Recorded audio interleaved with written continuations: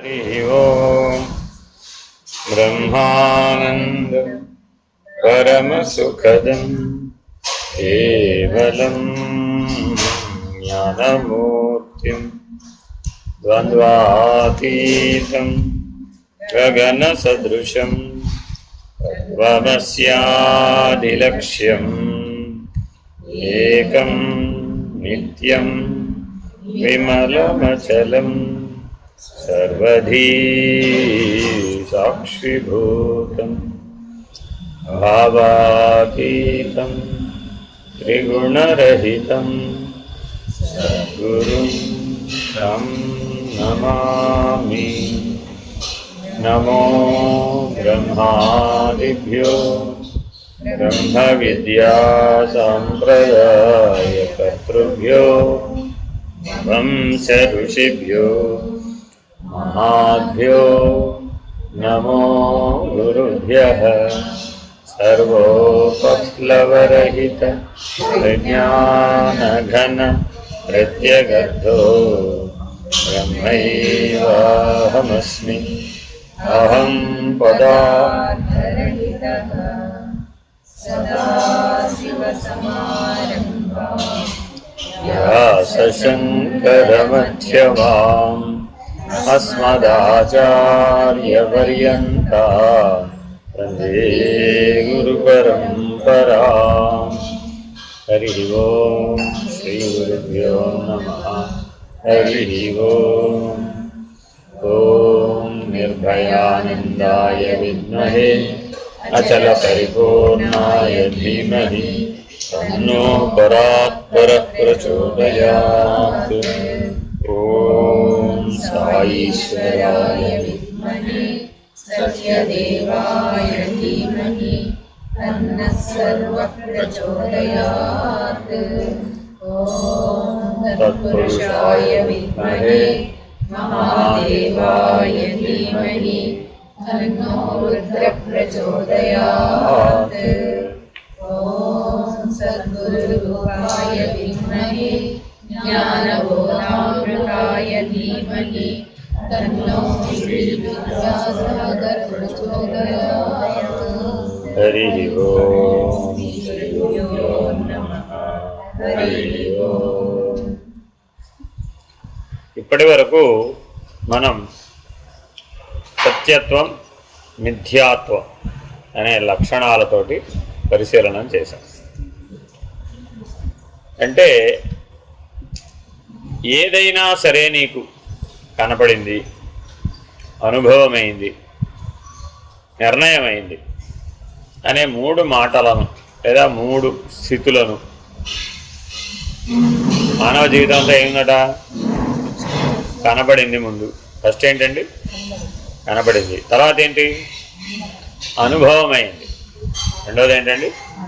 అనుభవమైంది. మూడోది ఏమిటి? నిర్ణయమైంది. ఇది మానవ జీవితంలో జననం నుంచి మరణం దాకా ఉంటున్నాడు. జనన మరణాల్లో కూడా ఉంటున్నాడు. పుట్టిన పిల్లవాడికి వాళ్ళ అమ్మ ఎక్కడో వెతుక్కోవాలా అక్కర్లేదా? వాళ్ళ అమ్మ ఎక్కడో వెతుక్కోవాలా అక్కర్లేదా? అక్కర్లేదా? అదేలాగా తల్లి గర్భంలో ఉన్నప్పుడు వెతుక్కోకర్లా, పుట్టిన తర్వాత వాళ్ళ అమ్మ ఎక్కడ ఉందో వెతుక్కోవాలా అక్కర్లేదా? ఏదో మొత్తానికి వెతకడం అయితే వెతకాలా వద్దా? వాడు ఏదన్నా వాడని, ఏం వాడాడని నేను అడగడం లేదు. వెతుక్కున్నాడా వెతుక్కోలేదా? ఎస్. ఫస్ట్ చేసిన పని ఏమిటి? పుట్టగానే చేసిన మొదటి పని ఏమి? వెతుకుట, అన్వేషణ.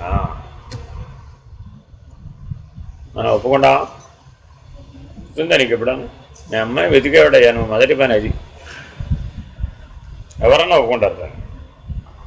ఎవరు ఒప్పుకుంటారు? పక్క నుండి సాక్షిగా చూసేవాడికి తెలుస్తుంది. ఫస్ట్ వాడు తల అటు ఇటు తిప్పుతూ వెతుక్కుంటాడు. ఇంకేం పని పడలేదు. పుట్టగానే చేసిన శిశువు మొట్టమొదట చేసే పని ఏమిటంటే ఈ తల అటు ఇటు తిప్పుతూ వాడికి ఉన్నటువంటి ఇంద్రియ జ్ఞానంతో వెతికాడు. ఏం వెతికాడు? అలా ఆధారాన్ని వెతికాడు. తల్లిని వాడికి తెలియదండి. వాడి ఆధారాన్ని వెతికాడు. కాబట్టి మానవ జీవితం దేంతో ప్రారంభమైంది? తన ఆధారమును అన్వేషించడంతో ప్రారంభమైంది. దేంతో ముగిసిపోతుందండి? దేంతో ముగిసిపోయింది? దేంతో ముగిసిపోయింది? బతికాడు బతికాడు బతికాడు 80,000 సంవత్సరాలు బ్రతికాడు రావణాసుడు. ఒకటి కాదు, రెండు కాదు, 80,000 సంవత్సరాలు బ్రతికాడండి. ఇక చేయడానికి వీడికేం పని మీద సృష్టిలో ముల్లోకాలు జయించాడు, అష్టదిక్పాలకులు జయించాడు, నవగ్రహాలు జయించాడు. వీడు వాళ్ళని లేదు, కనపడ్డ వాళ్ళందరినీ కొట్టాడు. అనుభవించవలసిన భోగాలన్నీ అనుభవించాడు, చేయవలసిన అభిషేకాలు అర్చనలన్నీ చేశాడు. కైలాస పర్వతాన్ని ఎత్తాడు, కింద పడేసాడు. దాని కింద వాడు పడ్డాడు. ఇలా వాడు చెయ్యని పని లేదు, పొందని అనుభవం లేదు. ఎన్నేళ్లలో? 80,000 సంవత్సరాలు. విసుగు వచ్చేసి ఏమిటాయా నాకు అర్థం కాదు. ఎప్పుడో భూమి పుట్టినప్పుడు మొదలుపెట్టి నాకు అర్థం కాదు. What is this non sense? ఇంకా నేను పోయే మార్గం చెప్పండి రా బాబు ఎవరైనా అని తన మంత్రివర్గాన్ని ఒక సమావేశపరిచారు. మీ అందరికీ నేనేం సాధించానో తెలుసు కదా అని అడిగాడు.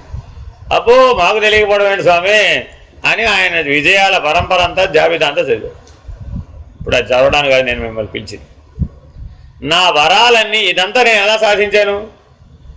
నేను సాధించినటువంటి తపస్సు, దాని ఫలితమైన వరాల వలనే కదా నేను ఇదంతా సాధించింది.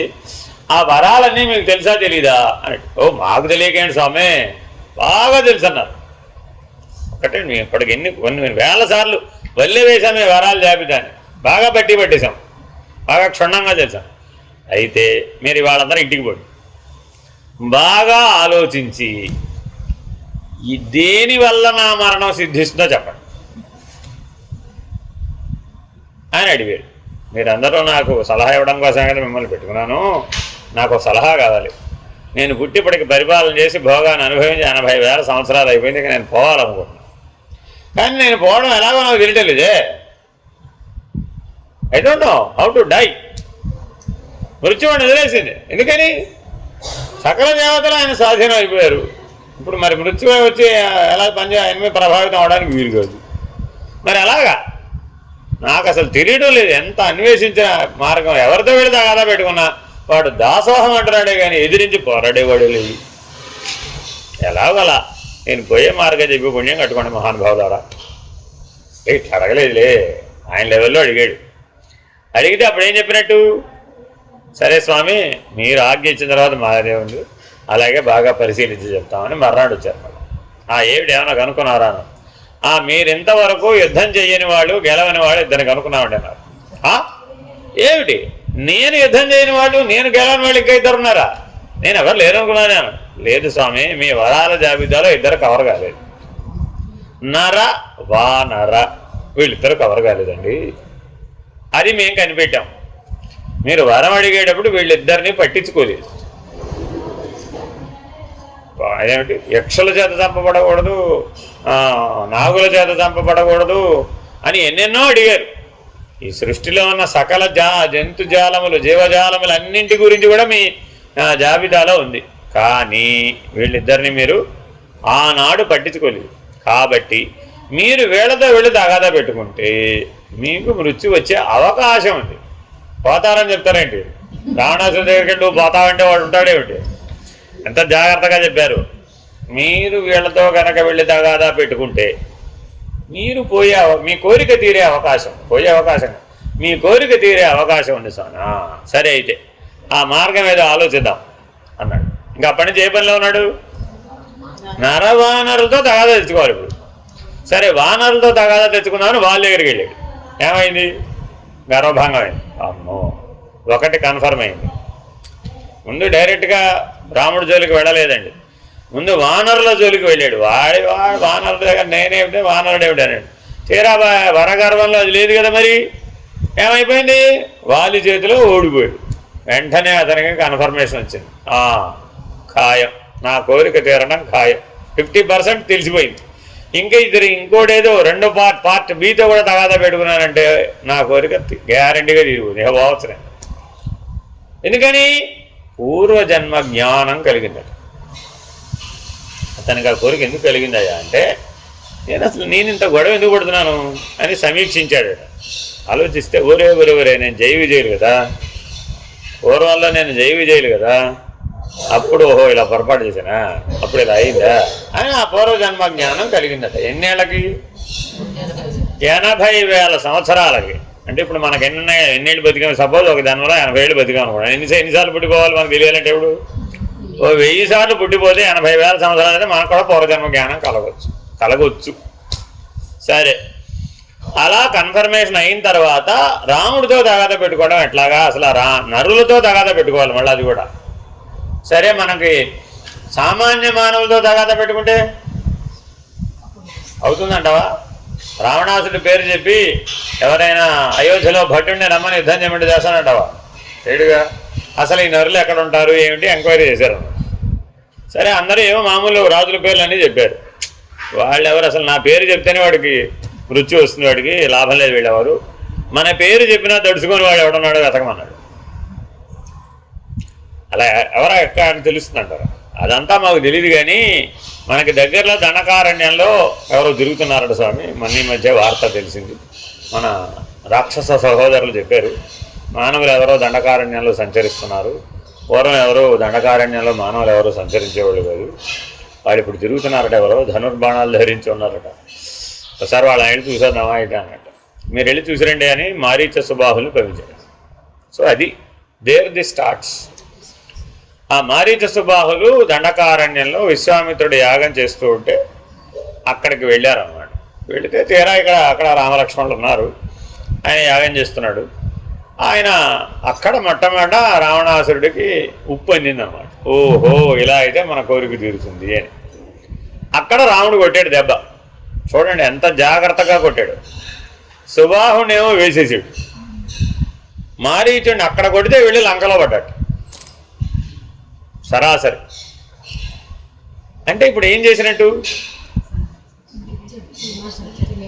నేను రెడీగా నువ్వు కాచుకోగలను, నీ పన్ను చేయి, నా పన్నే చేయడానికి వచ్చానని చెప్పడం, అంతేనా కాదా? ఇప్పుడు మారీచుడు వెళ్ళిన వాడు ఏం చెప్పాడు తెలుసా మీకు? అబ్బాయి ఇప్పుడు చెప్పలేదు, మాది రెండో రౌండ్, సెకండ్ రౌండ్లో చెప్పాడు. మాయలేడి వ్యవహారం అప్పుడు చెప్పాడు. మొదటి రౌండ్లో ఏం చెప్పాడంటే, ప్రభు మీ కోరిక తీరే సమయం వచ్చింది. అక్కడ కొడితే నన్ను ఇక్కడ పడేట్టు కొట్టేటంటే ఆ వాడు నీకు సరిపోతాడు.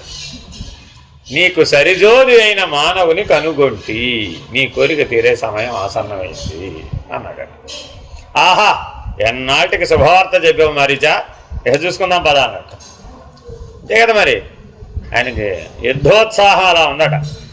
ఎక్కడ 80,000 సంవత్సరాల రావణాసురుడు, ఎక్కడ 16 ఏళ్ల రాముడు. అప్పుడు ఎంతగా ఆయనకి 16 years. అయోధ్యకాండలో క్లియర్ కట్గా ఉంటుందండి. విశ్వామిత్రుడు పట్టుకెళ్ళేటప్పుడు దశరథ మహారాజు చెప్తాడు, ముక్కు పచ్చలారని 16 వత్సరంబుల బాలుడే. అయ్యో, రాక్షసులను చంప పనికి పంపించమంటున్నావు ఏమిటే? ఏమయ్యా, నేను సభద నీకెందుకు? నేను ఆల్రెడీ బోల్డ్ ఎక్స్పీరియన్స్ ఉంది నాకు, దేవాసుర సంగ్రామంలో పాల్గొన్నాను నేను అంటే. నీ వల్ల ఏ పని కాదు, కానీ నువ్వు తప్పు, నీ టైం అయిపోయింది, మీ అబ్బాయి టైం వచ్చింది, నాకు తెలుసు కదయ్యా, పంపించు అన్నాడు విశ్వామిత్రుడు. ఇలా చెప్పాడనే మన భాషలో ఇలా చెప్పుకుంటున్నాం. ఇలాగా కాలాంతరంలో గ్రంథాలన్నీ అనేకమైన పద్ధతులలో ప్రక్షిప్తాలుగా ఎన్నో చేర్పులు మార్పులకు గురైనాయి. వాస్తవానికి ఇప్పుడు చెప్పింది ఏది వాల్మీకి రామాయణంలో లేదు. ఏంటంటే ఇంత కథ చెప్పి ఎవరికి లేదట్టారా? ఉన్నట్టా లేనంటే ఇప్పుడు ఎంతకి నా వాటర్ బాటిల్ లేదు. ఏమండి కథ ఏం లేదు స్వామి, ఇప్పుడు అంతా చెప్పిందంతా తూచ్. దేనికోసం చెప్పాము ఇప్పుడు ఇది?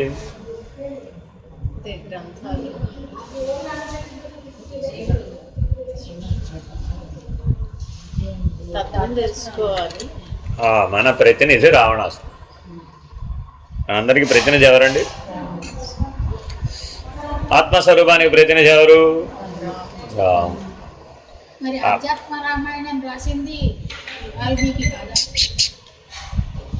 అలా జాగ్రత్తగా ఆలోచిస్తే మనం కూడా ఇప్పుడు రావణాసురుడిలాగా దేంతో మొదలుపెట్టాం? వెతకడమే. పుట్టంగానే ఏం చేసామండి? ఫస్ట్ జాబ్ ఏం చేసాం? తల్లి కోసం. నువ్వు అంటున్నావు అక్కడ తల్లి కోసం, అక్కడ లేదు అక్కడేమి. మరి తత్వజ్ఞానాన్ని మళ్ళీ కథలోకి తెచ్చేయకూడదు. ఆధారమును వెతుకుట అనే పనితో మన జన్మ ప్రారంభమైంది. పునః మన అన్వేషణ చిట్ట చివరి దశకు వచ్చేటప్పటికి నేను పోవడం ఎట్లా అనే అన్వేషణ ప్రారంభమైంది. నిజంగా నిన్ను మృత్యుదేవత అనుగ్రహించలేదనుకోండి, ఏమైపోతావు? నా లిస్టులో నువ్వు లేవని నిన్ను కాసేపు పక్కకు పడింది అనుకోండి, ఏమైపోతావు? ఎలాగా ఛిద్రమైన శరీరం. అదేనండి, ఏమో అదే ఏం చేస్తావో మరి. ఒక పక్కేమో శరీరం ఎటువంటిది? జీర్ణ వస్త్రం. బట్ట కడదామా? ఒంటి మీద బట్ట నిలవదు. ఎందుకని? ఎముకల గూడు. ఎట్ట కడతావు? అది పోనీ ప్రాణావశిష్టం. చివరి మాటలు చెప్తున్నాడండి. అప్పుడు ఎలా ఉన్నాడట? ప్రాణావశిష్టం. ఏదో పైకి కిందకి గాలి కొట్టుకుంటే కనబడుతుందట. గాలి ఎలా పోతుందో వస్తుంది, మనకు కనబడుతుందా? కానీ ఆ చివరి దశకు వచ్చినప్పుడు అంటే వాడు గాలి పీలుస్తూ ఉంటే గాలి వెళ్ళటం రావడం స్పష్టంగా అక్కడ కనబడుతుంది. దాన్ని ప్రాణావశిష్టం అంటారు. మరి కదలగలడా? కదలలేడు. పోనీ మెదలగలడా? మెదలలేడు. ఏమైనా తినగలడా? తినలేడు. ఏమైనా తాగగలడా? తాగలేడు. ఇంద్రియ జ్ఞానం అన్నదా? పనిచేయడం లేదు. ఇంద్రియాలను లోపలికి ముడుచుకుంటాయండి. మనసు ఒక్కటే పనిచేస్తూ ఉంటుంది. కళ్ళు పనిచేయవు, చెవులు వినపడవు. ఎవరు అన్నప్పుడు ఏ లాభం లేదు. ఏమిటి ఎంత చెవిలో చెప్పారు. ఇప్పుడు ఏం చేయాలి? జ్ఞానేంద్రియాలు పనిచేయడంలా, కర్మేంద్రియాలు పనిచేయడంలా, ప్రాణేంద్రియాలు ఒక్కటే పనిచేస్తున్నాయి. పోనీ ఇప్పుడు జ్ఞానేంద్రియ కర్మేంద్రియాలు లేకుండా విషయేంద్రియాలు పనిచేస్తాయా? పోయినాయి. 15 పోయినాయి. ఇంకేం మిగిలినాయి? పంచ ప్రాణాలు, ఒక్క మనస్సు, బుద్ధి, చిత్తం, అహంకారం ఏమైపోయినాయి? ముడుచుకుపోయినాయి లోపలికి. మనస్సు లోపలికి ముడుచుకుపోతాయండి. అంటే మీకు ఇంకా తెలియదులేండి. చాలా ఇంకా చాలా దశ ఉంది. ఇప్పటివరకు ఎలా వచ్చావు ఇది కూడా నెక్స్ట్ మన ఫ్యూచర్ సీన్ అంతా చెప్తున్నది. అది ఆవిడకి తెలుసు. అది ఇది కళ్ళతో చూస్తే కానీ తెలియదమ్మా.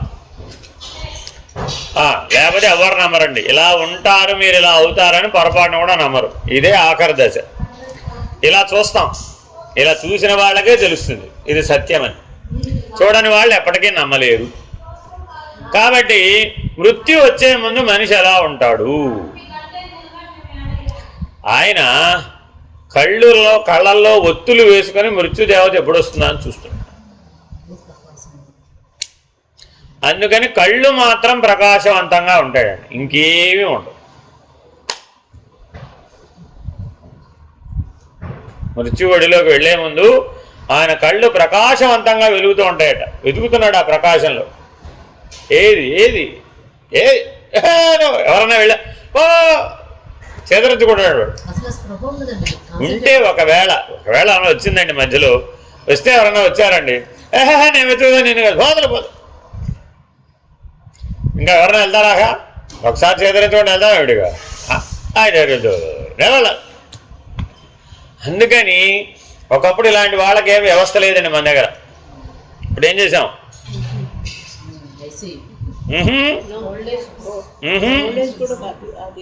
చెప్పండి ఏమిటో? బెడ్ సైడ్ ఏమంటారు దాన్ని? ఏమంటారు దాన్ని? ఏదో అంటారు దాన్ని.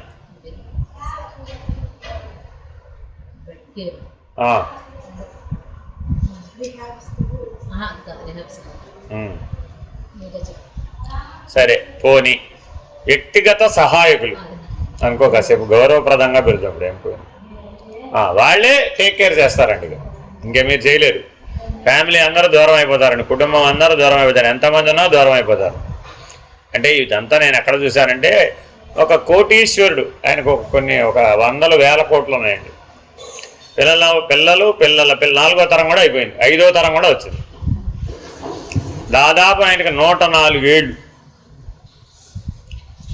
ఈ బెడ్ ఉంది, ఆ బెడ్ అటు ఇటు గ్రిల్స్ ఉన్నాయి. ఆయన ఇంకేం లేవలేరు, కదలలేరు, అన్నీ అందులోనే. ఒక ఇద్దరు పని మనుషులు పెట్టారు.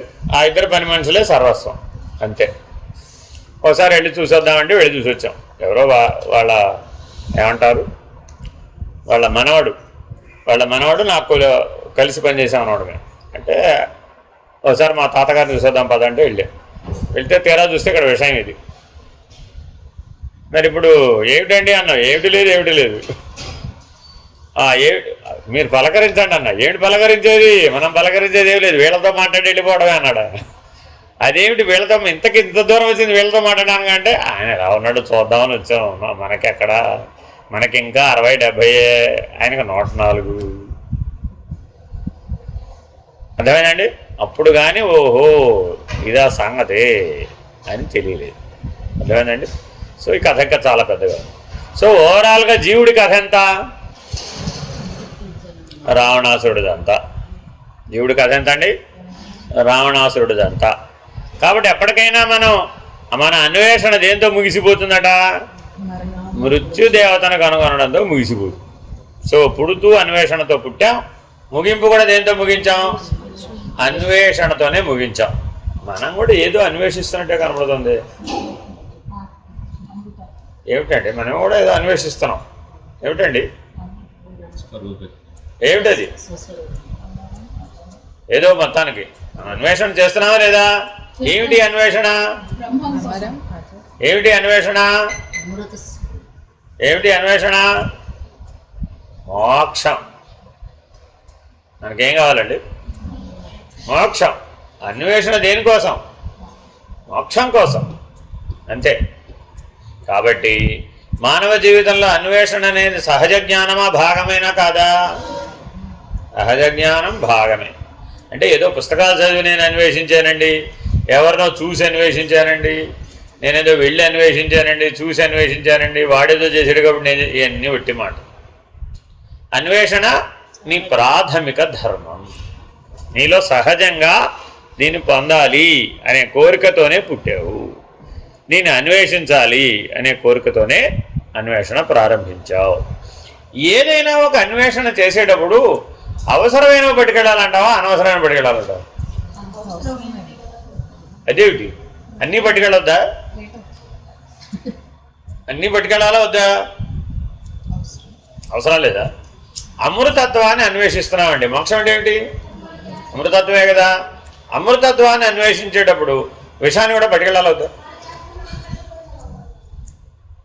అమృతత్వాన్ని అన్వేషించేటప్పుడు విషాన్ని పట్టుకెళ్ళాలా అక్కర్లేదా?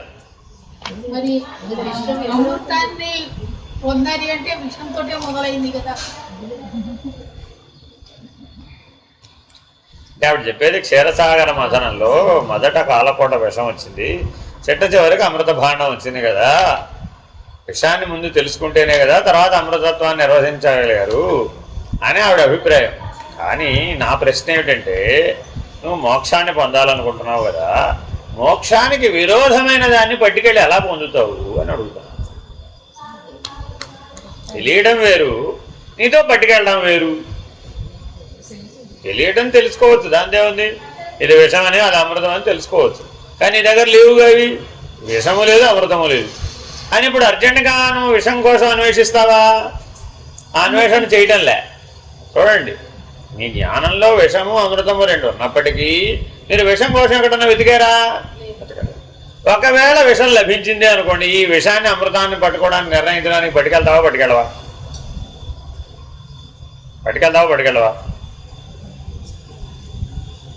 పట్టుకెళ్ళవా? ఎలా తెలుస్తున్నారు అది అమృతం అని? నాకు రెండుంటే కానీ తెలియదే. మన గొడవంతా ఏమిటి, జీవుడికి ఏముండాలి? రెండు ఉండాలి. ఒకటే ఉంటే నేను నమ్మను సుమి, ఇది అమృతం రా, ఇది అమృతం ప్రూవ్ చేయి. ప్రూవ్ చేయాలంటే ఏం చేయాలి?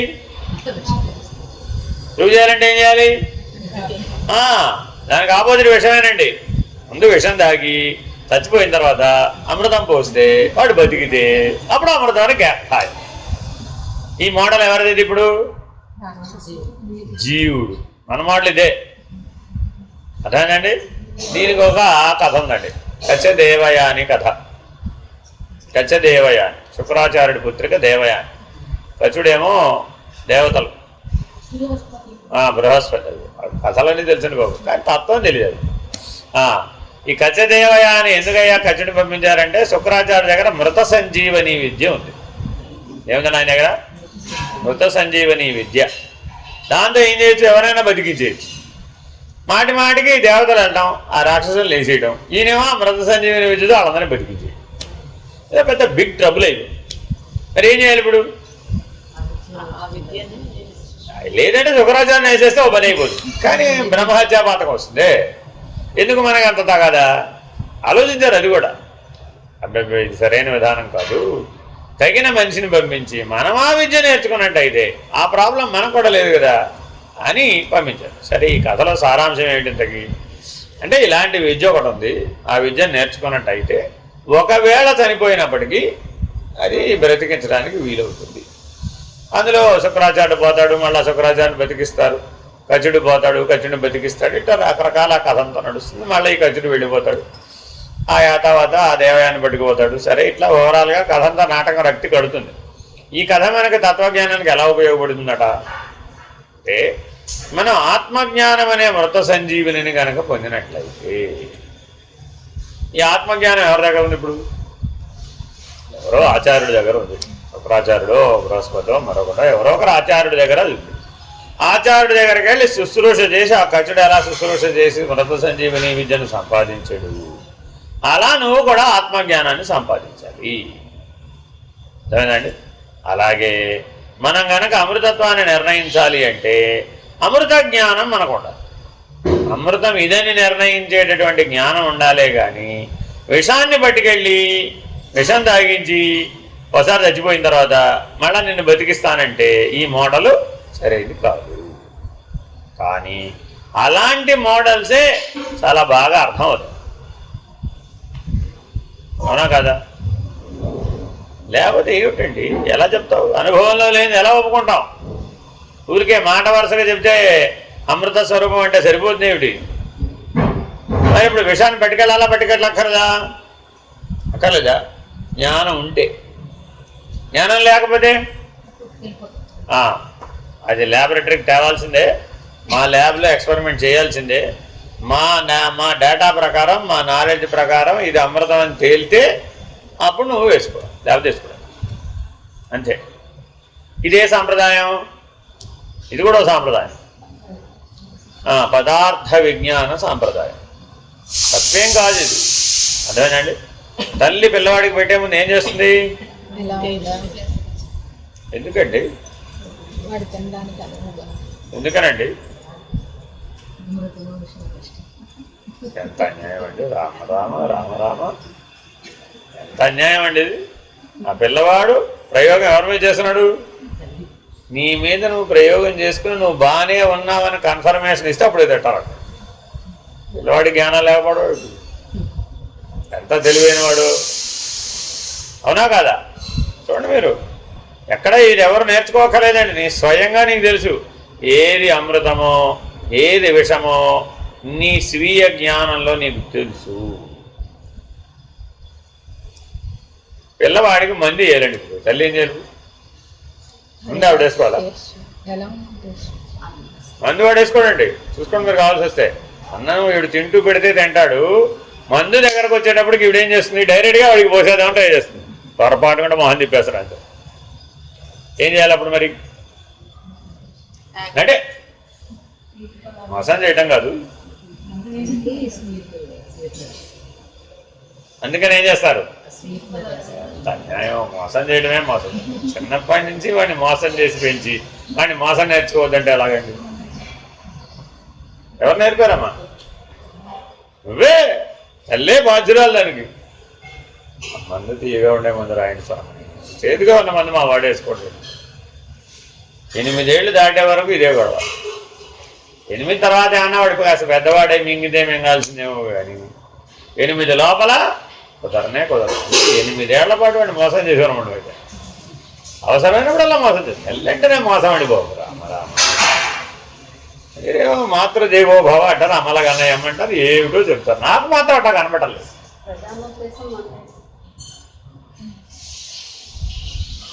అంటే అర్థం ఏంటో అక్కడ నువ్వు జ్ఞానం పొందేటట్టు చేయడమే తప్ప జ్ఞానఫలమైనటువంటి అమృతత్వాన్ని అందుకోవడమే అక్కడ ప్రధాన ఉద్దేశం తప్ప మిగిలింది కాదు.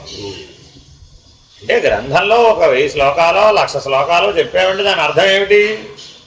That doesn't carry. 1,00,000 శ్లోకాలు బట్టి అప్పచెప్తావని కాదు. You need to mean it. అందులో ఉన్న సెన్స్ని తెలుసుకోవాలి, జ్ఞానాన్ని గ్రహించాలి, ఏ ఉద్దేశంతో చెప్పాడో గ్రహించాలి, ఏది వదిలేయాలో అది వదిలేయాలి. అంతేగాని అన్నీ కలిపడికెళ్తానంటే అది ఎట్లా వీలవుతుంది? మృత్యుదేవత కళ్ళ ఎదుర్కొన్నా నిలబడ్డప్పుడు నేను భగవద్గీత అప్పచెప్తాను, ఎలా కుదురుతుంది? ఇది is it possible? Not possible. అందుకని ఏవేవి వదిలేయాలో చెప్తున్నాడు ఇక్కడి నుంచి. ఎందుకని అంటే అవి వదలకపోతే ఆత్మానాత్మ విచారణ వ్యర్థం అనిపిస్తున్నాడు. ఏ విచారణ, ఏ జ్ఞానం ఉంటే బ్రహ్మత్వం అమృతత్వం నిర్ణయించడానికి వీలైందో ఆ విచారణ అంతా వ్యర్థమేని అనిపించింది. ఎక్కడ ఆల్రెడీ చెప్పేశాం కదా, అది మట్టేరా బాబు, కొండ కాదు, అది పరబ్రహ్మమేనాయన, జీవుడు కాదు. ఇంకా అసలు ఒకసారి నిర్ణయంగా చెప్పేసిన అది విచారణ ఎందుకంటే వదిలేయడానికి వేరే ఏముంది? ఈ సృష్టి అంతా మట్టే, ఈ అనన్నా అనాలి, ఎందుకంటే భూమి మీద అంతా మట్టేగా ఉంది. సరే కాదు, అనంత సృష్టి అంతా బ్రహ్మమే, బ్రహ్మ పదార్థం. పదార్థంగా చూసినా బ్రహ్మమే, శక్తిగా చూసినా బ్రహ్మమే, సాక్షిగా చూసినా కూడా బ్రహ్మమే. ఉన్నది బ్రహ్మమేనని నిర్ణయం అయిపోయింది, విశ్వసించేసాం, నిర్ణయం కూడా చేసేసాం, అలా ఉండిపోయామండి. ఇప్పుడు ఆత్మానాత్మ విచారణ చేయాలా మరి? నిర్ణయం అయిపోయినాక విచారణ చేయాలా మానేయాలా? వెళ్ళలేదా? సరే, ఆ నిర్ణయం సరైందేనా కాదా ఎలా తెలిసింది?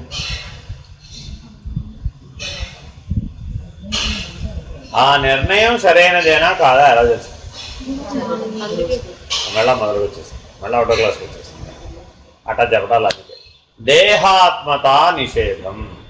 పూర్వం ఏవేవైతే నువ్వు అనాత్మ అనేటటువంటి దృష్టితో చూసేవో వాటన్నింటినీ మళ్ళా ఒకసారి పరిశీలించు.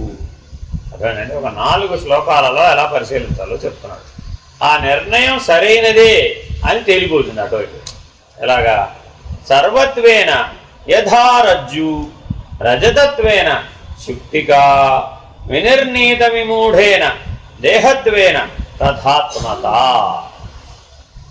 మూఢులైన వారు త్రాడును పాముగాను ముత్యపు చెప్పను వెండిగాను నిశ్చయించుకున్నట్లే ఆత్మను కూడా దేహ రూపంలో నిశ్చయించుకుంటారు. ఆత్మ అంటే దేహమే అనుకుంటారు. త్రాడు పాము కాదు, ముత్యపు చెప్ప వెండి కాదు. అట్లాగే ఈ శరీరం ఆత్మ కాదు. మూఢులు మాత్రమే శరీరాన్ని ఆత్మని అనుకుంటున్నారు. ఇక్కడ మూఢులు అంటే భౌతిక పదార్థవాదులు, నాస్తికులు. వారు పదార్థాన్నే సత్యంగా భావించి ఆత్మను నిరాకరిస్తారు. కాబట్టి మొదటి శ్లోకంలో పదార్థవాదం, దీని ఏమంటారండి? పదార్థవాదం. ఆత్మజ్ఞానం ఏంటండి? యథార్థవాదం. అర్థమైందండి? ఆత్మజ్ఞానం ఏంటి? యథార్థవాదం. కాబట్టి మొదట మనం నిషేధం అంటే అర్థం ఏంటి? వదిలేయాలి, పూర్తిగా వదిలేయాలి. అంటే నువ్వు కిందంత మిగిలిన మళ్ళా తయారైపోతుంది. కాబట్టి మనం ఎక్కడెక్కడైతే స్థూలమైనటువంటి దాన్ని గుర్తించి ఈ స్థూలమంతా ఆత్మయే, అన్యం లేదు, వేరే ఏమీ లేదు, కేవలం ఉన్నది పదార్థగతమైనదే, కేవలం ఉన్నది స్థూలగతమైనటువంటిదే, ఇంకా వేరే ఏమీ లేనే లేదు అని అనడాన్ని నిషేధించాలి. అసలు అక్కడ తాడు లేకపోతే నాకు పాము కనబడే అవకాశం లేదు కదా. కాబట్టి ఉన్న తాడుని తీసేయి. పాముని తీసేసే బదులు ఏం చేయాలట? ఆ తాడుని తీసేస్తే నాకు పామే కనపడదు కదండి, అంతేనా కాదా? సరే, సర్వ బ్రహ్మాండ వ్యాపకమైన ఆత్మను తీసేసి ఎక్కడ పెడతాను? తీసేయడానికి కుదురుతుంది అలాగా? అది నీలాగా పరిమితం కాదే. నీలాగా పరిమితం అయితే తీసేయచ్చు, కానీ ఆ తాడుని కాదండి, ఇంకో చోట తాడుని చూసి మళ్ళీ అక్కడే మళ్ళా ఎక్కడ తాడుని చూసా నీకు బామే కనబడి నాకు సృష్టిలో తాడు అనేది ఉండడానికి వీలు. ఎలా వీలవుదా? వాళ్ళ ఆవిడ మెడలో మంగళసూత్రం కాదు, తాడేనా కాదా? అమ్మో అది తాడు కాదు, పాము. అంటే భ్రాంతిగతమైన దృష్టి ఉన్నప్పుడు ఏమైనప్పుడు ఎక్కడ కనబడాలి? భ్రాంతితోనే తోచింది. కాబట్టి వస్తువు వల్ల నాకు భ్రాంతి కలిగింది, తప్పు. వస్తువు వల్ల భ్రాంతి కలగలేదు, పదార్థం వల్ల నీకు భ్రాంతి కలగలేదు. అంతే. దేనివల్ల కలిగింది? అజ్ఞానం వల్ల కలిగింది. కాబట్టి అజ్ఞానాన్ని దూరం చేయాలి కానీ వస్తువును దూరం చేయకూడదు. ఇది చాలా చాలా చాలా చాలా అండర్లైన్ 100 times. మనం అందరం స్థూలగతంగా దాన్ని విడనాడడానికి ప్రయత్నం చేసినప్పుడల్లా ఈ సూత్రం గుర్తుకురాదు. వదలవలసింది స్థూలంలో కాదు, వదలవలసింది అజ్ఞానాన్ని. సన్యాసం అంటే ఏమిటి? అజ్ఞానాన్ని వదలడమే సన్యాసం. పదార్థాన్ని వదిలిపెట్టడం కాదు, ఇంటిని వదిలిపెట్టడం కాదు, లేదు నేను ఉప్పు తింటాం మానేశానండి, పప్పు తింటాం మానేశానండి అంటాం కాదు. ఉడికించినవి తింటాం మానేశానండి బాబు సన్యాసం ఉంచుకున్నప్పటి నుంచి. మరేం తింటున్నావయ్యా? ఏదో ఆకులు, అలములు, కన్నమూలాలు, సహజాహారమేనండి, అపక్వాహారమే. మరి పక్వాహారం తినొచ్చా మీరంతా? ఏకంగా సమీరణ పెట్టి 3 పూటల వండించేస్తున్నారు. రామా కృష్ణ, ఏమి దీక్షలండి మేము? నాకు అర్థం కాదు, అర్థం లేని దీక్షలు. ఇది కూడా దీక్షనా? ఏదో ఇంటి దగ్గర ఉన్నట్టుగా అన్ని సవ్యంగా వడ్డించేసుకుంటూ, సవ్యంగా తినేస్తూ, సవ్యంగా నిద్రపోతూ, same copy paste just like in your home, more comfortable. పని పాఠాలేదు, కనీసం అక్కడ పని అన్నా ఉండేది. అక్కడ పని లేదు, పాఠాలేదు. ఏమిటో పొద్దున్న సాయంత్రం దాకా ఫుట్బాల్ ఆడినట్టుగా ఏదో మాట్లాడుతూ ఉంటారు అంతే. సాయంత్రానికి ధ్యానం చేసి అలసిపోతారు, హాయిగా ఆడతారు. ఏం దీక్షలండి ఇవి? ఏం మార్పులు వస్తాయి వీటి వలన? పోనీ కనీసం రేపటి నుంచి వండించడం మానేసి అపక్వాహారం తినండి మీరు, అప్పుడు కనీసం సన్యాస ఫలితమైన వస్తుంది. కరెక్టేనా కదా? ఇన్ వన్ రెస్పెక్ట్, అంటే ఒక దృష్టితో, అంటే పదార్థమయ దృష్టితో చూస్తే ఆల్మోస్ట్ అలాగే నాకు కూడా అలాగే అనిపిస్తుంది సుమి. అంటే దాదాపు ఈ లాజిక్ని మనం ఆల్మోస్ట్ ఒప్పేసుకున్నామనండి. ఇది అవునా కాదా? ఎందుకని దాదాపు అలాగే ఉన్నాడు బాబు, చూస్తే అలాగే కనపడుతుంది. ఓవరాల్గా ఫైనల్గా చూస్తే 40 రోజులుగా చూస్తే ఓవరాల్గా అలాగే. అందుకని భూమండలం అంతా తిరిగి చూశాట, ఆత్మ ఎక్కడ, ఆత్మ ఎక్కడ, ఆత్మాన్వేషణ. సకల సృష్టి తిరిగి చూసేట, ఆత్మ ఎక్కడ. అసలు ఆత్మే కనబడదు, పరమాత్మ కనబడుతుంది. అది అసలే కనపడదు. హిరణ్యకశిపుడు విష్ణువు ఎక్కడ అని వెతికినట్టే వెతుకుతున్నాడు. మనందరికీ రిప్రజెంటేటివ్ ఎవరండి? హిరణ్యకశిపుడు. ఆయన పదార్థవాది. అర్థమైందండి? చాలా తెలివైన వాడు అండి. ఎంత పదార్థవాది అంటే అంతా ఇంత కాదు. ఆ పదార్థవాది అయిన హిరణ్యకశిపుడు విష్ణుమూర్తిని వెతికినట్టే మనం కూడా విష్ణుమూర్తినే వెతుకుతున్నాం, నారాయణమూర్తిని ఆత్మస్వరూపంగా వెతుకుతున్నాం. కాబట్టి ఏం వదిలేయాలంటే ఇప్పుడు ఆయన వస్తువుని దూరం చేసి లాభం లేదు. నీలో ఉన్నటువంటి అజ్ఞాన దృష్టిని పోగొట్టుకోవయ్యా బాబు. ఘటత్వేన యథా పృథ్వీ పటత్వేన తంతవః వినీర్ణతా విమూఢేన దేహత్వేన తథాత్మతా. ఘట రూపంలో మృత్తికను, వస్త్ర రూపంలో దారాలను నిశ్చయించుకున్నట్లే మూఢులైన వారు దేహ రూపంలో ఆత్మను నిశ్చయించుకుంటారు. అంటే కొండతో మట్టి తయారైందని, వస్త్రంతో నూలు తయారైందని మూఢులు మాత్రమే అనుకుంటారు. అట్లాగే ఆత్మ అంటే శరీరమే అని నిశ్చయించేవారు కూడా ఆ విధమైన మూఢులే అని భావము. ఓ గురువుగారి దగ్గరికి వెళ్ళారు. ఆయన ఏం చేశారంటే, స్వామి ఆ భయలేదో తెలుసుకుంటే మళ్ళా పుట్టాల్సిన పని లేదంటే జన్మరాహిత్యం వచ్చేస్తుందట. కొద్దిగా ఆ భయలేదో మాకు తెలియజెప్తే మేము వెళ్ళిపోతాం, అర్జెంటుగా ట్రైన్ వెళ్ళిపోతుంది, 1 గంట టైం ఉంది, ఈ గంట లోపల మాకు బయలుని చూపెట్టేసేయండి అని అడిగారండి. ఏం చేయాలి ఇప్పుడు గురువుగారు? టైం ఎంత ఉంది? గంటే ఉంది అంతే. అది 1 గంటలో బయలు దర్శనం అయిపోవాలి, జన్మరాహిత్యం కూడా అయిపోవాలి, మేము వెళ్ళిపోవాలి. ఏం చేయాలి ఇప్పుడు?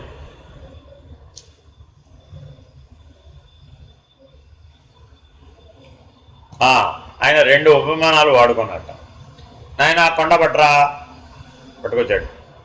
ఈ కొండలో ఆకాశం ఉందా లేదా? అది బయలు అనుకోకాసేపు. కొండలో ఉన్న బయలు ఏంటంటే అది కొండలో ఉన్న బయలు. కొండ బయట ఆకాశం ఉందా లేదా?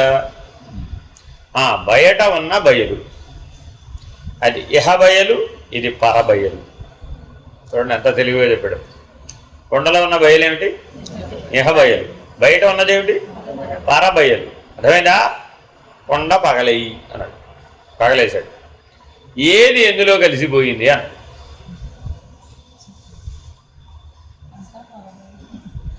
ఏది ఎందులో కలిసిపోయింది? ఇహబయలు పరబయలులో కలిసిపోయింది. ఇప్పుడు నీకు సత్యం బోధపడిందా అని అడిగాడు. శుభ్రంగా బోధపడిందండి. బట్ట బయలు ఉన్నదంతా బట్ట బయలే, ఇహము లేదు పరము లేదు. మీరేదో ఊరికే నాకు చెప్పడానికి కొండ ఆకాశం బయట ఆకాశం పగలేయటం అని నాకేదో కథ చెప్పారు, కానీ అతి రహస్యం బట్టబయలు. నేను చెప్పిన రహస్యం నాకు అర్థమైపోయిందండి, బట్టబయలు అయిపోయింది. నాకు అర్థమైపోయిందిలేండి. ఏమీ లేదని అర్థమైపోయింది. ఏంటి అర్థమైందా అని అన్నాం. ఏమీ లేదు. ఇంకేమరి వెళ్ళాను. ఒక్క కన్ఫర్మేషన్ సరిపోదండి, రెండోసారి సెకండ్ కన్ఫర్మేషన్ ఉండాలి ఎప్పుడైనా సరే, లేకపోతే సత్యం కాదు అని మా రీసెర్చ్ టైం అప్పుడు చెప్పారు. ఈ సెకండ్ కన్ఫర్మేషన్ ఇవ్వండి. సరే అదిగో ఆ ఖర్చు తీసుకో అన్నాడు. అందులో ఏమేమి ఉన్నాయి అన్నాడు. ఏమున్నాయండి? అడ్డదారాలు నిలువు దారాలు. ఒక్కొక్క దారాన్ని తీసేయి అన్నాడు. అడ్డదారాలు నిలువు దారాలు తీసేశారు. ఇప్పుడు ఏది అక్కడ ఏముంది అన్నాడు. అంతకుముందు ఏముంది అన్నాడు. ఇప్పుడు ఏముంది అన్నాడు. అక్కడ వస్త్రం లేదు, ఇప్పుడు నూలే ఉందంతే. అంతకుముందు ఏముంది? వస్త్రం ఉంది. ఇప్పుడు ఈ నూలే వస్త్రం అయిందంటావా, వస్త్రం నూలు అయిందంటావా? ఏది కరెక్ట్? ఏది కరెక్ట్? నేను వస్త్రాన్నే నూలు చేశా కాబట్టి వస్త్రమే నూలు అయిందన్న. సరే, రేపు వచ్చేటప్పుడు నూలు లేని వస్త్రం పట్టరా ఇక. తేగలుగుతాడు ఎప్పుడన్నా? ఎలాగా? అదేంటి నూలే వస్త్రం? నువ్వేం చెప్పావు?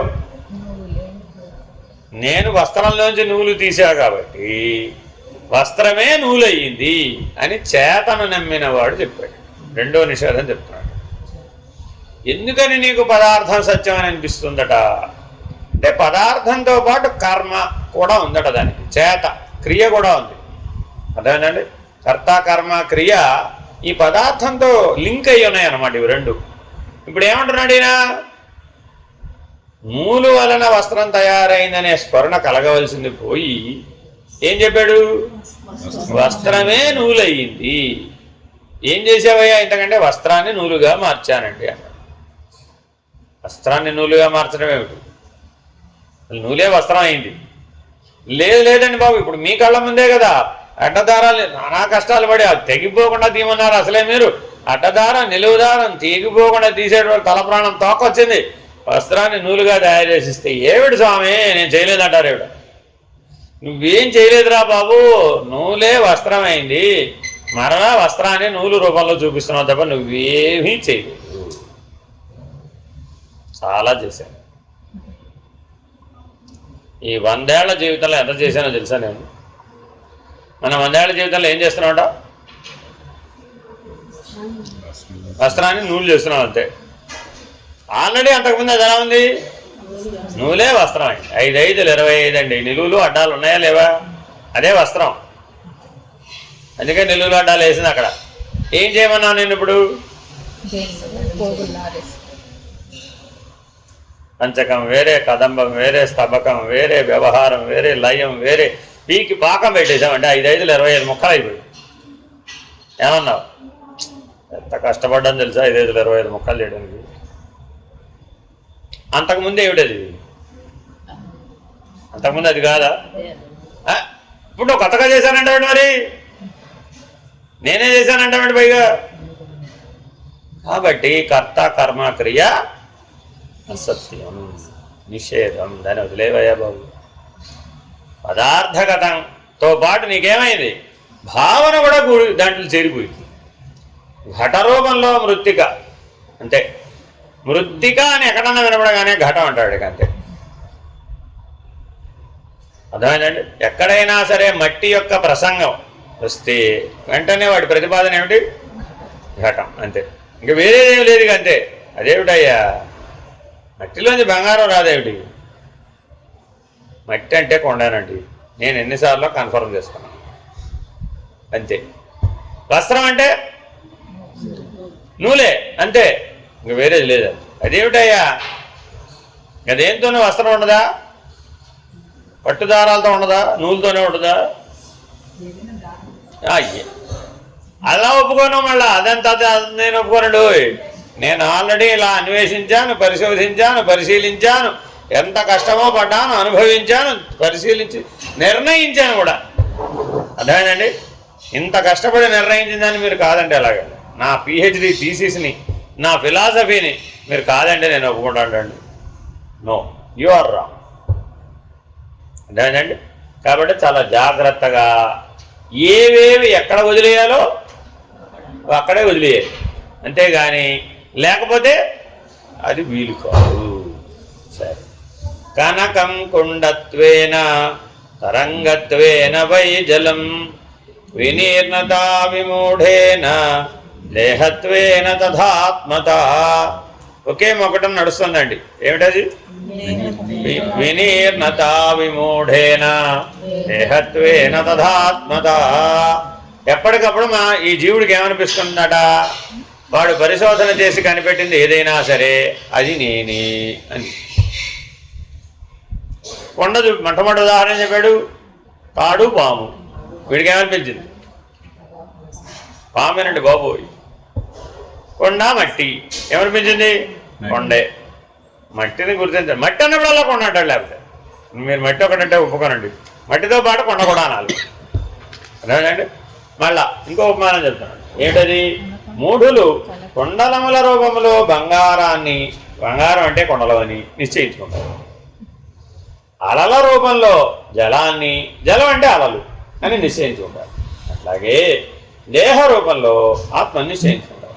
కార్యములైన కొండలము, తరంగములు, దేహములను వాటికి కారణాలైన బంగారం, జలం ఆత్మలుగా నిర్ణయించుకోవడం మూఢత్వమే కదా. కార్యమును బట్టి కారణాన్ని నిర్వచించడం వివేకమా అవివేకం?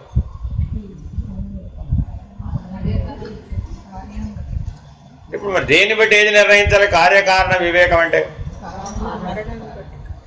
కారణాన్ని బట్టి కార్యాన్ని అర్థం చేసుకోవడం కరెక్టా, కార్యాన్ని చూసి కారణాన్ని ఊహించడం కరెక్టా? కార్యాన్ని చూసి కారణాన్ని ఊహించడం మూఢత్వం. ఎందుకనిట? కార్యం సంగతి ఎప్పుడు వచ్చినా సరే నువ్వు వెంటనే ఏం చెప్తాడట, దాని సంగతి చెప్తాడు. కుండలములు అనగానే బంగారం, అంతే. కాదండి, రేపు బంగారం కొనాలనుకుంటున్నాం. మీరు కొండలాలు కొంటున్నారా లేదా? మేమేది కూడా నీకు ఎందుకు, బంగారం కొనడానికి వెళ్తున్నాం మేము అని ఒక ఆయన అంటే, ఈయన ఏమన్నాడు ఇప్పుడు, బంగారం అంటే కొండలాలేనండి, మట్టి అంటే కొండలేనండి, నూలంటే వస్త్రమేనండి. ఇలాగా ఒకదానికి ఒకటి ప్రతిక్షేపణ, ప్రమేయ ప్రధానం అంటారు. దీన్ని ఏమంటారండి? ఈ విధానాన్ని ప్రమేయ ప్రధానం. నిజానికి అది ప్రమేయం కాదు, అప్రమేయం. ఆత్మ యొక్క లక్షణం ఏమిటి? అప్రమేయం. కానీ ఇప్పుడు మనం ఏం చేసాం, దేహం అనే ప్రమేయంతో ఆత్మను చూసాం, కొండనే ప్రమేయంతో మట్టిని చూస్తున్నాం, కుండలములనే ప్రమేయంతో బంగారాన్ని చూసాం, అలలనే ప్రమేయంతో నీటిని చూస్తున్నాం. అర్థమైందండి? నాయన కొండలో నీళ్లున్నాయి పట్రా అన్నాడండి. ఈయన వెళ్ళి కొండలో నీళ్ళలో అలలు వస్తున్నాయో లేదో చూస్తున్నాడు. ఎరా నీళ్లు పట్రా, ఇక్కడ నీళ్లు లేవు అన్నాడు. కొండలో నీళ్లు ఉన్నాయి కదా, నీళ్లు లేవు ఇక్కడ, అంతే అన్నాడు. ఎందుకంటే నీళ్లుంటే అలలు ఉండాలి కదా. ఏముండాలండి?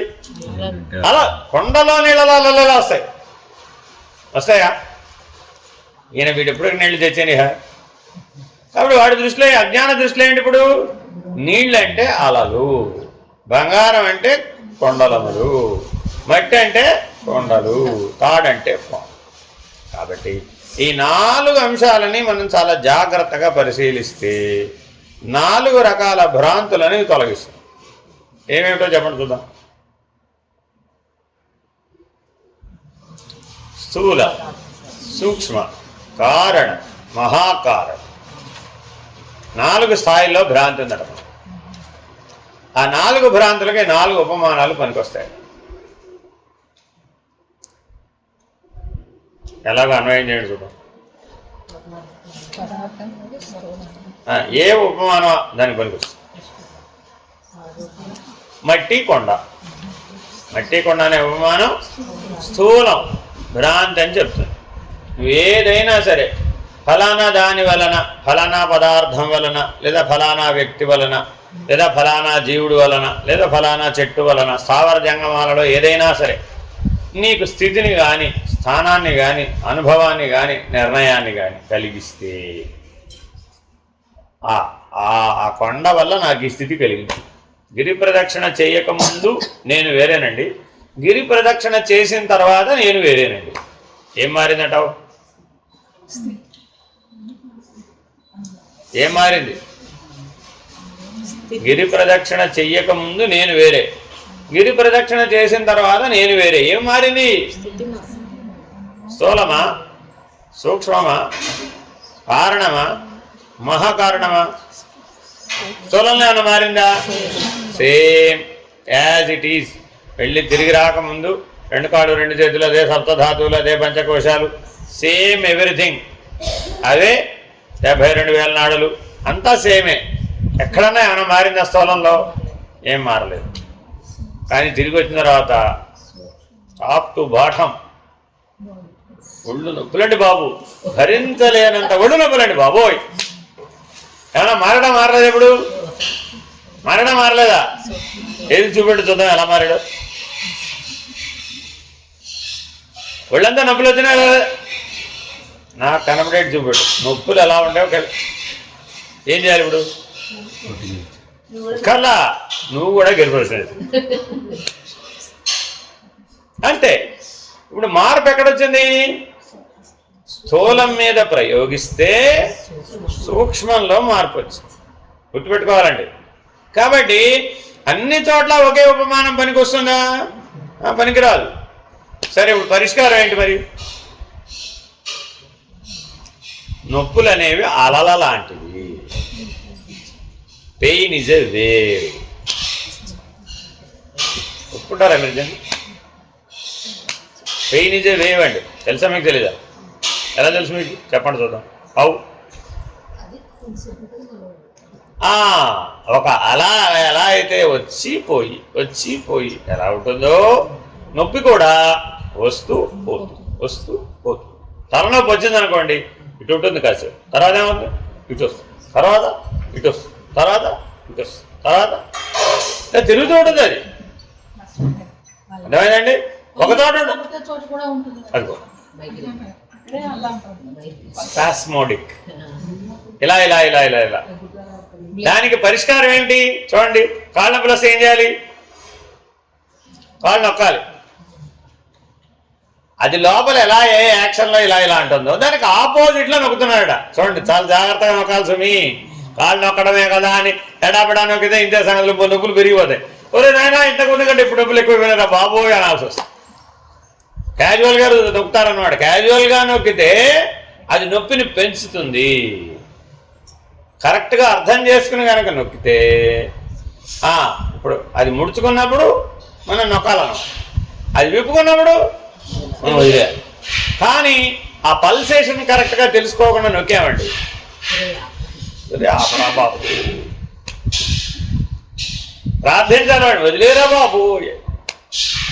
ఎంత కష్టమో. దీనికి నేను ఉదాహరణ చెప్తాను. మన దగ్గర కాళ్ళు నొక్కే మిషన్ తెచ్చాను. బాగా ఉపయోగపడుతుంది.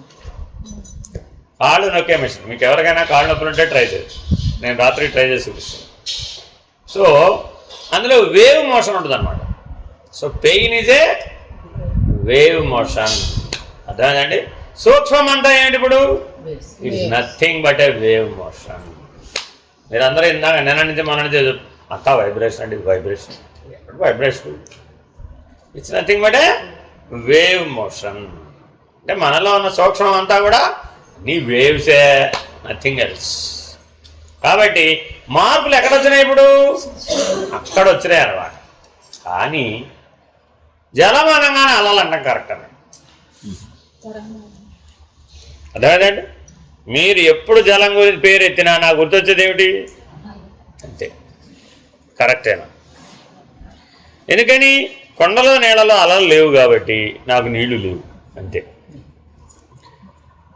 మీరు వేవ్ మోషన్ అంటే, పెయిన్ అంటే వేవ్ మోషన్ అన్నారు కాబట్టి హార్ట్ అటాక్ వేవ్ మోషన్ లాగానే ఉండాలన్నారు అనుకోండి. అప్పుడు ఏం చేయాలి? గుండె నొప్పి అండి, గుండె నొప్పి వేవ్ మోషన్ అయినా కాదా? కాదా? ఈసీజీ పైకి కిందకెక్కకపోతుంది, వేవ్ మోషన్ అది కూడా. హార్ట్ అటాక్ ఎలా గుర్తిస్తారు? ఎలా గుర్తిస్తారా అని డాక్టర్ గారు చూసిన ఈసీజీ పేషెంట్కి ఇచ్చామండి. ఈ ఈసీజీ ప్రకారం నీకు హార్ట్ అటాక్ వచ్చిందండి అన్నామండి. ఇది నాకు బాగా ఉంది కదండి.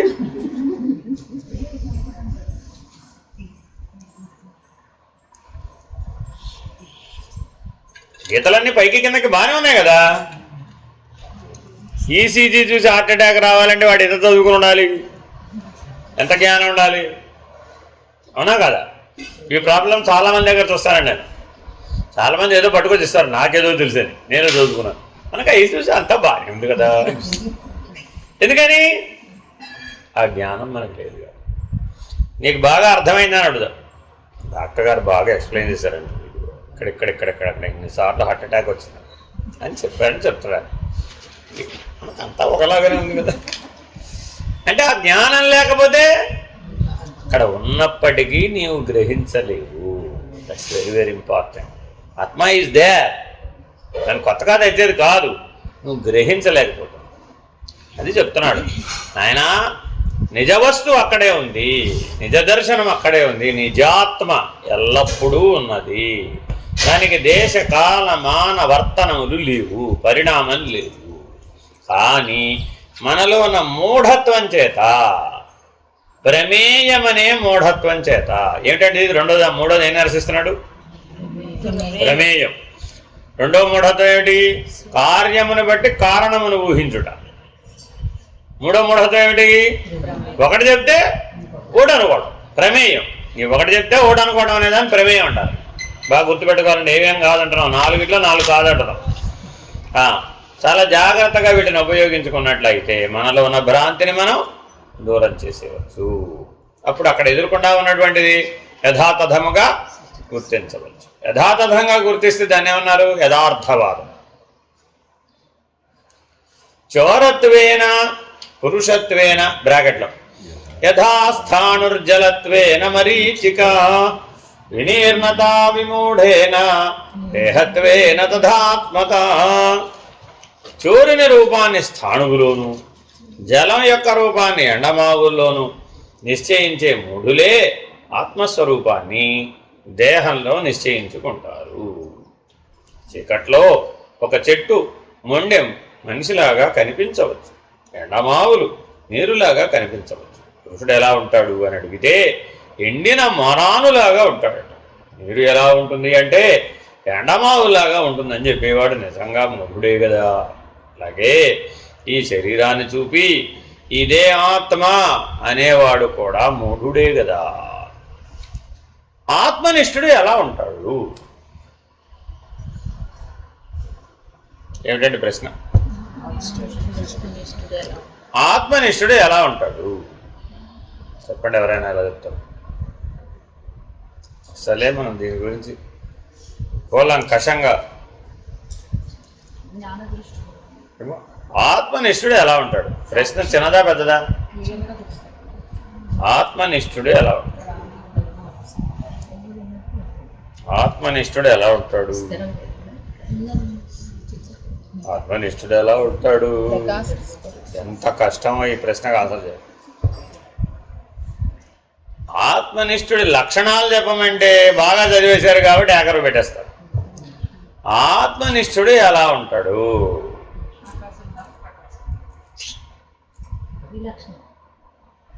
ఏం చెప్పినా దేంతో చెప్పినట్టయింది?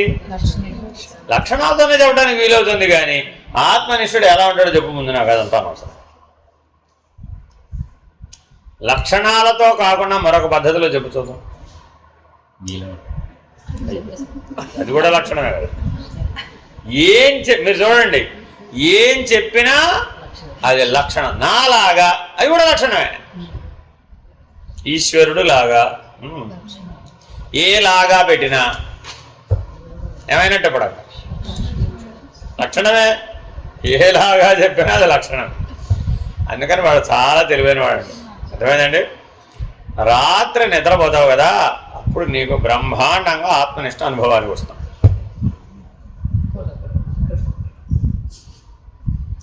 గాఢ నిద్రావస్థలో వచ్చే అనుభవం ఆత్మానుభవం. ఎందుకని? నువ్వు ఎక్కడికి వెళ్ళిపోతున్నావు? నీ హృదయ స్థానంలోకి వెళ్ళిపోతున్నావు. ఆత్మ ఎక్కడుంది? హృదయంలోనే ఉంది. నువ్వు మరి ఎక్కడికి వెళ్ళి విశ్రాంతి తీసుకున్నావు? ఇప్పుడు నీ స్వరూపంలోకి వెళ్ళి విశ్రాంతి తీసుకుంటున్నావు. మరి అప్పుడు నువ్వు నిద్రానుభవం ఎందుకు అంటున్నావు? దాని ఆత్మానుభవం అనొచ్చుగా. తెలియట్లేదు కదా అక్కడికక్కడే. అదంతా నాకు తెలియదు. నువ్వేమడిగావు? ఆత్మనిష్ఠుడు ఎలా ఉంటాడు? గాఢ నిద్రపోయేవాడిలాగా ఉంటాడు. నాకు తెలియదు. అదంతా లక్షణం. మళ్ళా గుర్తుపెట్టుకోండి. మీరేం మాట్లాడుతున్నారు? ఎక్కడ ఒకటి మాట్లాడుతున్నారు? లక్షణం. నేనేం అడుగుతున్నాను? ఆత్మనిష్ఠుడు ఎలా ఉంటాడు అనుభవాన్ని అడుగుతున్నా. ఆత్మనిష్ఠుడు ఎలా ఉంటాడు కాదు, అనుభవం. ఎలా ఉంటాడు అనేది అనుభవం. ఆత్మనిష్ఠ అంటే అనుభవజ్ఞుడు ఎలాగా? ఆత్మానుభవం ఎలాగా? గాఢ నిద్రాపరవశుడైన వాడు ఎట్లుండెనో అట్లున్నాడు. ఏడు ప్రమాణం? గాఢ నిద్ర ఎక్కడికి వెళ్ళి నిద్రపోతాడు? స్థానం హృదయ స్థానం. అంతేనా కదా? ఆ హృదయంలో ఎవరున్నారని నువ్వు చదువుకున్న శాస్త్రాలు కానీ స్వానుభవం కానీ ఏం చెప్పింది? అంటే అక్కడ ఆత్మస్వరూపమే ఉంది. కాబట్టి నువ్వు అక్కడ ఆనందాన్ని అనుభవించేది ఏ ఆనందాన్ని అయితే అనుభవిస్తున్నాను అంటున్నావో ఆ ఆనందం ఆత్మానుభవమే. ఆ ఆనందం ఆత్మలక్షణమే. ఆ అనుభవం ఆత్మానందమే అన్నాడండి. కరెక్టేనా కాదు? కరెక్టేనా కాదు? కరెక్టేనా కాదు? అంటే నిద్రలోకి వెళ్ళాలేమో అని చెప్తున్నట్టు. అది కాదు. కరెక్టే. ప్రూఫ్ కూడా ఇచ్చేసాం ఆల్రెడీ. కరెక్ట్ కాదంటే మళ్ళీ చెప్పాలి. ప్రూఫ్ కాదని కరెక్ట్ కాదని చెప్పాలి. నేను గాఢ నిద్రావస్థలో హృదయస్థానంలో లేనని, నా స్వరూపం నా హృదయస్థానంలో లేదని, నేనప్పుడు ఆనందానుభవాన్ని పొందటం లేదని, ఈ మూడు నిరూపణల్ని నువ్వు కాదంటే అప్పుడు ఆలోచించచ్చు. ఈ మూడు నిరూపణలు కాదని ముందు. గాఢ నిద్రలో నేను హృదయస్థానానికి వెళ్ళడం లేదు. 2 హృదయస్థానంలో నా స్వరూపం లేదు. 2 3 ఆనందానుభవం లేదు. ఈ 3 నీకు గాఢ నిద్రలో లేకపోతే అప్పుడు గాఢ నిద్ర ఆత్మానుభవం కాదని ఒప్పుకోవచ్చు. ఎవరమ్మా? నాకు తెలియదు. తెలుసో తెలీదు అదంతా లేదు అక్కడ. గాఢ నిద్రలో నువ్వు పొందుతున్నది ఆత్మానుభవమే. ఇదొక సిద్ధాంతం మీకు తెలీదు. నేను వెనకాల పెద్ద స్కూల్ ఉందండి. Very big school is there. ఇదంతా ఎందుకయ్యా బాబు? హాయిగా నిద్రపో. పగలంతా ఓర్పు ఓపిక ఉంది, చక్కగా ప్రాణాయామం చేసుకో, చక్కగా ఆనందంగా విషయాలను అనుభవించు, చక్కగా అలసిపో, రాత్రిగా హాయిగా నిద్రపో. ఇదే ఆత్మానుభవం. ఎక్కడ నేను లేదో చెప్పు. ఆత్మ అంటే ఏమిటి? నేనే కదా. కానీ మరి నేను పొందే అనుభవం, గాఢ నిద్రలో పొందే ఆనందానుభవం ఆత్మానందమే అని అంటే నువ్వు ఎలా కాదట? కాదనగలగాలంటే నీ దగ్గరే ఉండాలి. నేను 3 ప్రూఫ్లు ఇచ్చాను. స్థానం ఏం చెప్పావు? నువ్వు చెప్పిందే. గాఢ నిద్రలో ఎక్కడికి వెళ్తున్నావు? హృదయస్థానం. హృదయస్థానంలో ఏముంది? స్వరూపమే ఉంది. మరి నీకు అక్కడ ఏముంది అనుభవం? ఆనందానుభవమే ఉంది. మరి ఆత్మానందం కాకపోవడం ఏమిటి? తెలియబట్టలేదు కాబట్టి అదేమిటి రోజు అనుభవిస్తున్నావు తెలియకపోవడం ఏమిటి? ఒకసారి అనుభవిస్తే తెలియదు అనొచ్చు. భూమి మీద పడక ముందునే నిద్రపోతున్నా, తల్లి గర్భంలో నుంచి 7వ నెల నుంచి నిద్రపోతున్నాడు. ఒక్కరోజా 2 రోజుల జీవితమున్న సగభాగము నిద్రకే సరిపోవు అని ఆ నిద్ర భాగాన్ని తీసేద్దామండి. పోనీ ఏమవుతుంది? మిగిలిన సగభాగము చిత్తశుద్ధి లేకపోవు. ఒకవేళ ఆ నిద్రను పోవడం మానేద్దామండి. సరే మీరు చెప్పినట్టుగా అదంతా అసత్యం, నిద్రపోవడం అజ్ఞానం, నిద్రపోవడం అవిద్య, నిద్రపోవడం అహంకారం, నిద్రపోవడం అసత్యం, అది అనాత్మ, కాబట్టి వాళ్ళ నుంచి నిద్రపోవద్దు అని తీర్మానం చేసుకుని హాయిగా కూర్చున్నాడండి. రేపటి నుంచి ఏమవుతుందంటావు? రేపటి నుంచి ఏమవుతుందంటావు? అంటే మొదట పోయింది ఏది? ఆనంద లక్షణం పోయింది. తర్వాత ఏం పోయింది తెలుసా మీకు ఎవరికైనా? ఇంకా నిద్ర రావడం లేదు అక్కడికి. బలవంతంగా నిద్రపోకూడదు, ఇంకా వాళ్ళు నిద్ర రావడం ఏంటి? ఇంకా తర్వాత ఏమవుతుంది తెలుసా మీకు? If you don't sleep for 21 days what happens? 21 రోజుల పాటు వరుసగా నిద్రపోకపోతే ఏమవుతుంది? ఏమవుతుంది? ఏమవుతుంది? యూ విల్ బికమ్ మ్యాడ్, ఉన్మత్తుడు అవుతావు. హాలిజనిక్ అని ఏమంటారండి? హాలిజినేషన్ అంటే ఏమిటి? మీ చనిపోయిన తాతలందరూ కనబడతారు. అప్పుడు పుట్టబోయే మునిమనవాళ్ళు కనబడతారు. ఇంకెవరు పుట్టలేదు, ఆయన పెళ్ళే కాలేదు ఇంకా, కానీ ఎవరు కనబడుతుంటారు ఆయనకి? వెళ్ళిపోయిన వాళ్ళందరూ కనబడుతుంటారు, పుట్టబోయే వాళ్ళందరూ కనబడుతుంటారు. అర్థమైందండి? జస్ట్ 21 days, ఎక్కువ ట్రై చేయక్కర్లే. 21 రోజులు మీరు నిద్రపోకుండా ఉంటే మీరు ఎన్ని జన్మల పాటు వెనక్కైనా వెళ్ళొచ్చు, ఎన్ని జన్మలైనా ముందుకెళ్ళచ్చు.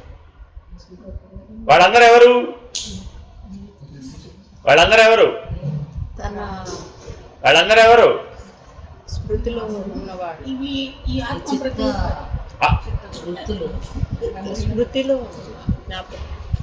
ఆత్మ శబ్దం వేస్తే అప్పుడు ఏమైపోయింది? అప్పుడు ఆత్మజ్ఞానం కావాలంటే ఏం చెప్పాల్సి వచ్చింది? ఇలా ఇది కూడా ఒక స్కూల్ ఉందండి. ఇదొక స్కూల్ చెప్తున్నా మీ అందరికీ, ఊరికే చెప్పలేదండి. ఇదంతా మీ పూర్వజన్మలన్నీ మీకు తెలిస్తేనే, మీ ఉత్తర జన్మలన్నీ మీకు తెలిస్తేనే మీకు ఆత్మజ్ఞానం వచ్చినట్టు, లేకపోతే రానట్టే. ఇదొక స్కూల్ ఆఫ్ థాట్. అంటే ఎందుకు ఇంతమంది ఇన్ని రకాల స్కూల్స్ చెప్పారు అంటే, ఇవన్నీ వదలవలసినటువంటి వాటిని ముందే వదలకపోవడం వలన, భ్రాంతిని నిషేధించడం రాకపోవడం వలన, ఏది సత్యత్వమో అది నిరూపించుకోవడం చేతకాకపోవడం వలన, ఇలాగ ఏది కనబడితే అంతే దాని పోవడమే. అదే ఓ ఫిలాసఫీ అయిపోతుంది, ఓ సిద్ధాంతం అయిపోతుంది, ఓ స్కూల్ పెట్టేస్తాడు, దాన్ని ప్రాచుర్యంలోకి తీసుకొచ్చేస్తాడు. పైగా నేను చూసా నీకు చూపిస్తానంట, గ్యారంటీ. మీరు రండి, మీకు కావాలంటే యూట్యూబ్లో బోర్డు ఉన్నాయి, మీ పూర్వ జన్మలన్నీ మీకు చూపిస్తాం. బొంబాయిలో ఒక స్కూల్ ఉందండి, ఒక పెద్ద థెరపీ సెంటర్ ఉందండి. అక్కడికి మీరు వెళితే మనిషికి 10,000 రూపాయల చొప్పున ఛార్జ్ చేసి మీకు 3 days టైం తీసుకుంటారు. 3 రోజుల్లో మిమ్మల్ని మీ పూర్వజన్మల దాకా తీసుకెళ్ళి ఆయా జన్మలలో ఏ పాపాలు చేశారో కూడా మీకు చెప్పి, ఆయా జన్మలలో చేసిన పాపానికి ఈ జన్మలో మీరు ప్రాయశ్చిత్తం ఏం చేయాలో కూడా చెప్పేసి, అది చెయ్యకపోతే ఉత్తర జన్మలలో మీరేమైపోతారో కూడా చూపెట్టేసి పంపించేస్తారు.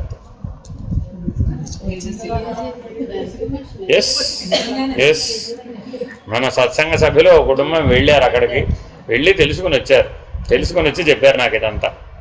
Very good. ఉపయోగం ఏంటంటి? ఇప్పుడు నేను అనుభవిస్తున్న ఈ కష్టాలన్నింటికీ కారణం తెలుసుకోవాలనుకున్నానండి. మేము ఈ జన్మలో ఏం తప్పులు చేయలేదు, ఏ పాపాలు చేయలేదు, కానీ మాకు ఇప్పుడు చాలా కష్టాలు ఉన్నాయి. ఈ కష్టాలకు కారణం ఏంటి? మీరేమంటున్నారు?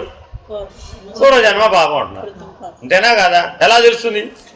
ఏం చేసామో తెలిస్తేగా దానికి ప్రతి చేసేది. వైజాగ్ స్వామి గారు ఒక అతను వచ్చారండి. వచ్చి ఆ బిజినెస్ పెద్ద బాగాలేదు, నాకు మీలా లింగం తీయడం ఏర్పడ్డా. ఎందుకనంటే బిజినెస్ కోసం. ఇప్పుడేం చెప్తున్నాను ఇదంతా నాకు తెలుసండి. ఇదంతా సరే, పేర్లు అనవసరం, అదే నేను ఎప్పుడో చెప్తుంటా. మనం ఎప్పుడూ ఎవరి పేర్లు చెప్పకూడదు, ఏ స్కూళ్ళ పేర్లు చెప్పకూడదు. ఇలాంటి సిద్ధాంతాలు భూమండలం మీద ఎన్నో ఉంటాయి. ఇవన్నీ శంకర భగవత్పాదులు ఇవన్నీ చెప్పడం వెనకన ఉద్దేశం ఏమిటి? ఇన్ని రకాల భ్రాంతిగతమైనటువంటి సిద్ధాంతాలు ప్రాచుర్యంలో ఉంటాయి కాబట్టి మీరు ఏది ఆత్మ అనేది సరిగ్గా పట్టుకోవడం రాకపోతే, ఏది యథార్థమో ఏది సత్యత్వమో అది చూడడం రాకపోతే, అక్కడ మీకు దృష్టి నిలబడకపోతే మీరు ఇలా ఎన్నైనా సరే భ్రాంతిగతమైనటువంటి వాటిలో చిక్కుకుంటారు. కాబట్టి ఇది విధానం కాదు. అవన్నీ ఎటువంటి వాట? రెండు ఉపమానాలు చెప్పాడు. ఏమిటది? చీకట్లో ఎండిపోయిన మాను, ఓ చెట్టు మొండే ఉందట, అంతే, ఆ కొమ్మలన్నీ ఎగిరిపోయినాయి, కొట్టి మొండే ఉంది. చీకట్లో చూసేవి ఏమనిపించింది? అక్కడ ఒక మనిషి ఉన్నాడు. అంతవరకు రావాల. మనిషి ఉన్నాడు అనుకోవడం వల్ల నష్టం ఉందా? వెంటనే తన లోపల పూర్వం దొంగల చేత భయపడం ఏమైంది? దానికి జోడించింది. మనిషి కాదు దొంగ. ఏమైందండి? మనిషి కాదు దొంగ. అదేమిటి? With my experience, I am telling you, definitely he is a thief.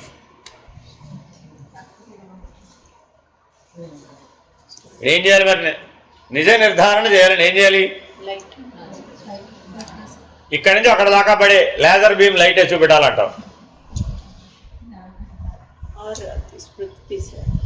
ఆ వెనకాలన్న చోర భయాన్ని తీసేయాలి. రెండే ఉన్నాయి కాబట్టి అదంతా ఎందుకమ్మా? నేను ఆత్మస్వరూపుడనే నిర్ణయాత్మ జ్ఞానం కలిగి ఉంటే రెండూ లేవు కదా. బహిర్ముఖమైన ప్రపంచంలోకి వెళ్ళి లైట్ వేసి అన్వేషించే పని పోయింది. నీ గతంలో ఉన్న చోర భయం అనేటువంటి భావనాత్మక ప్రపంచంలో వచ్చినటువంటి భయము లేదు. అజ్ఞాన స్వరూపమైనటువంటిది లేదు. మూడు లేవుగా ఇప్పుడు అక్కడ. నాకే భయము లేదు, నేను సర్వవ్యాపకుడను, నేను ఆత్మస్వరూపుడను అనే దృష్టితో ఉన్నవాడికి అక్కడ మొండేవుంటే నీకెందుకు? నిజంగానే దొంగంటే మాత్రం నీకెందుకు? మన పనే నువ్వు. కాబట్టి రెండోది ఇంకో ఉపమానం చెప్పాడు. జలం ఎక్కడ కావాలంటే మనకి?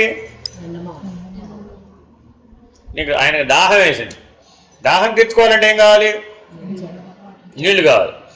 నాకు ఎటువంటి నీళ్లు కావాలయ్యా అంటే భూమండలంలో ఎవరి చేత తాకబడని జలం కావాలి. ఆ దాహం ఎటువంటిదయ్యా అంటే ఎవరు చేత ముట్టుకుని ఇవ్వకూడదు, అటువంటి నీళ్లు కావాలి. ఎలాగా?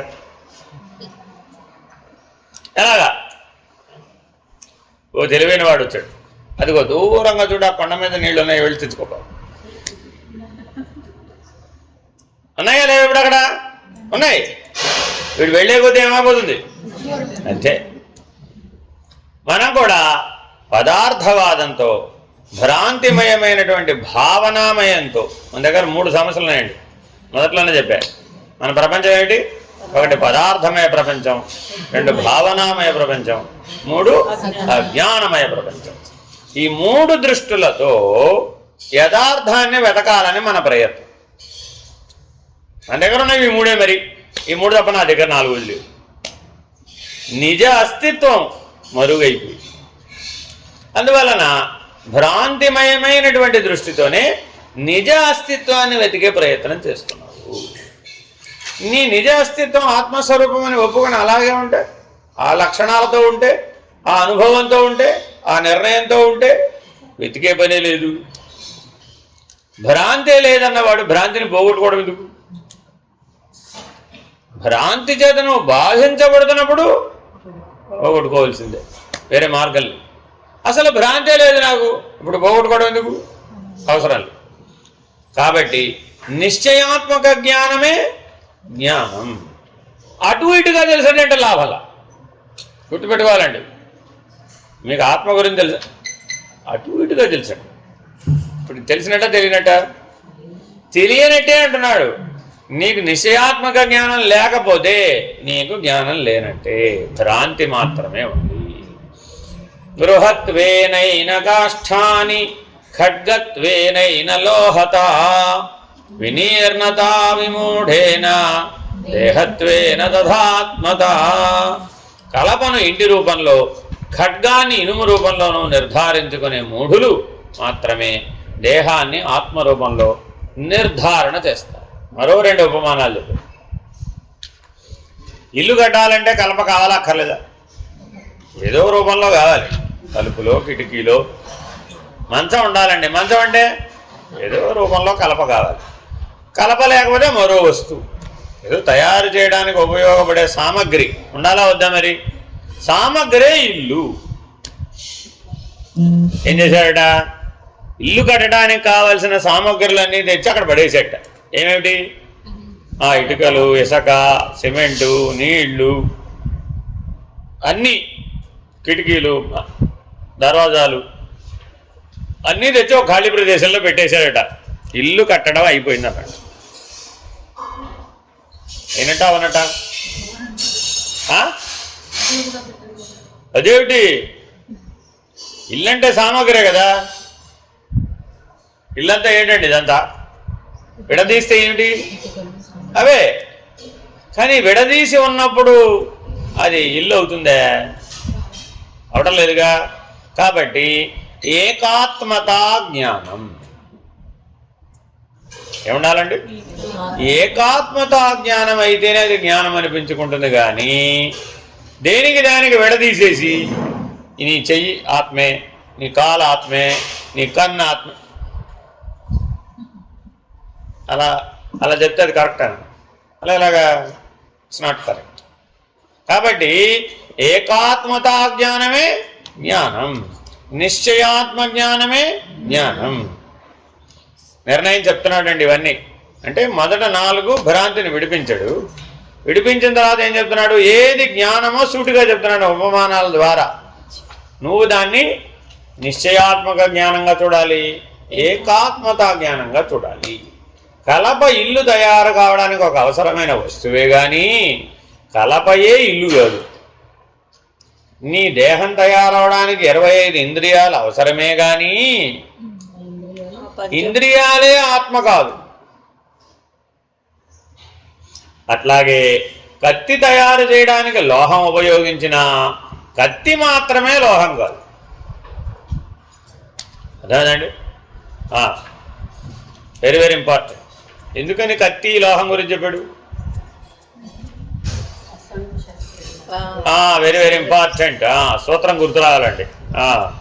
సంగత్వం. అక్కడ ఏం జరిగిపోయిందట? నాయన కత్తిని లోహాన్ని విడదీసి చూపెట్టవయ్యా. సరే కాదన్నావు కదా, కాస్త కత్తిని లోహాన్ని విడదీసి చూపెట్టు.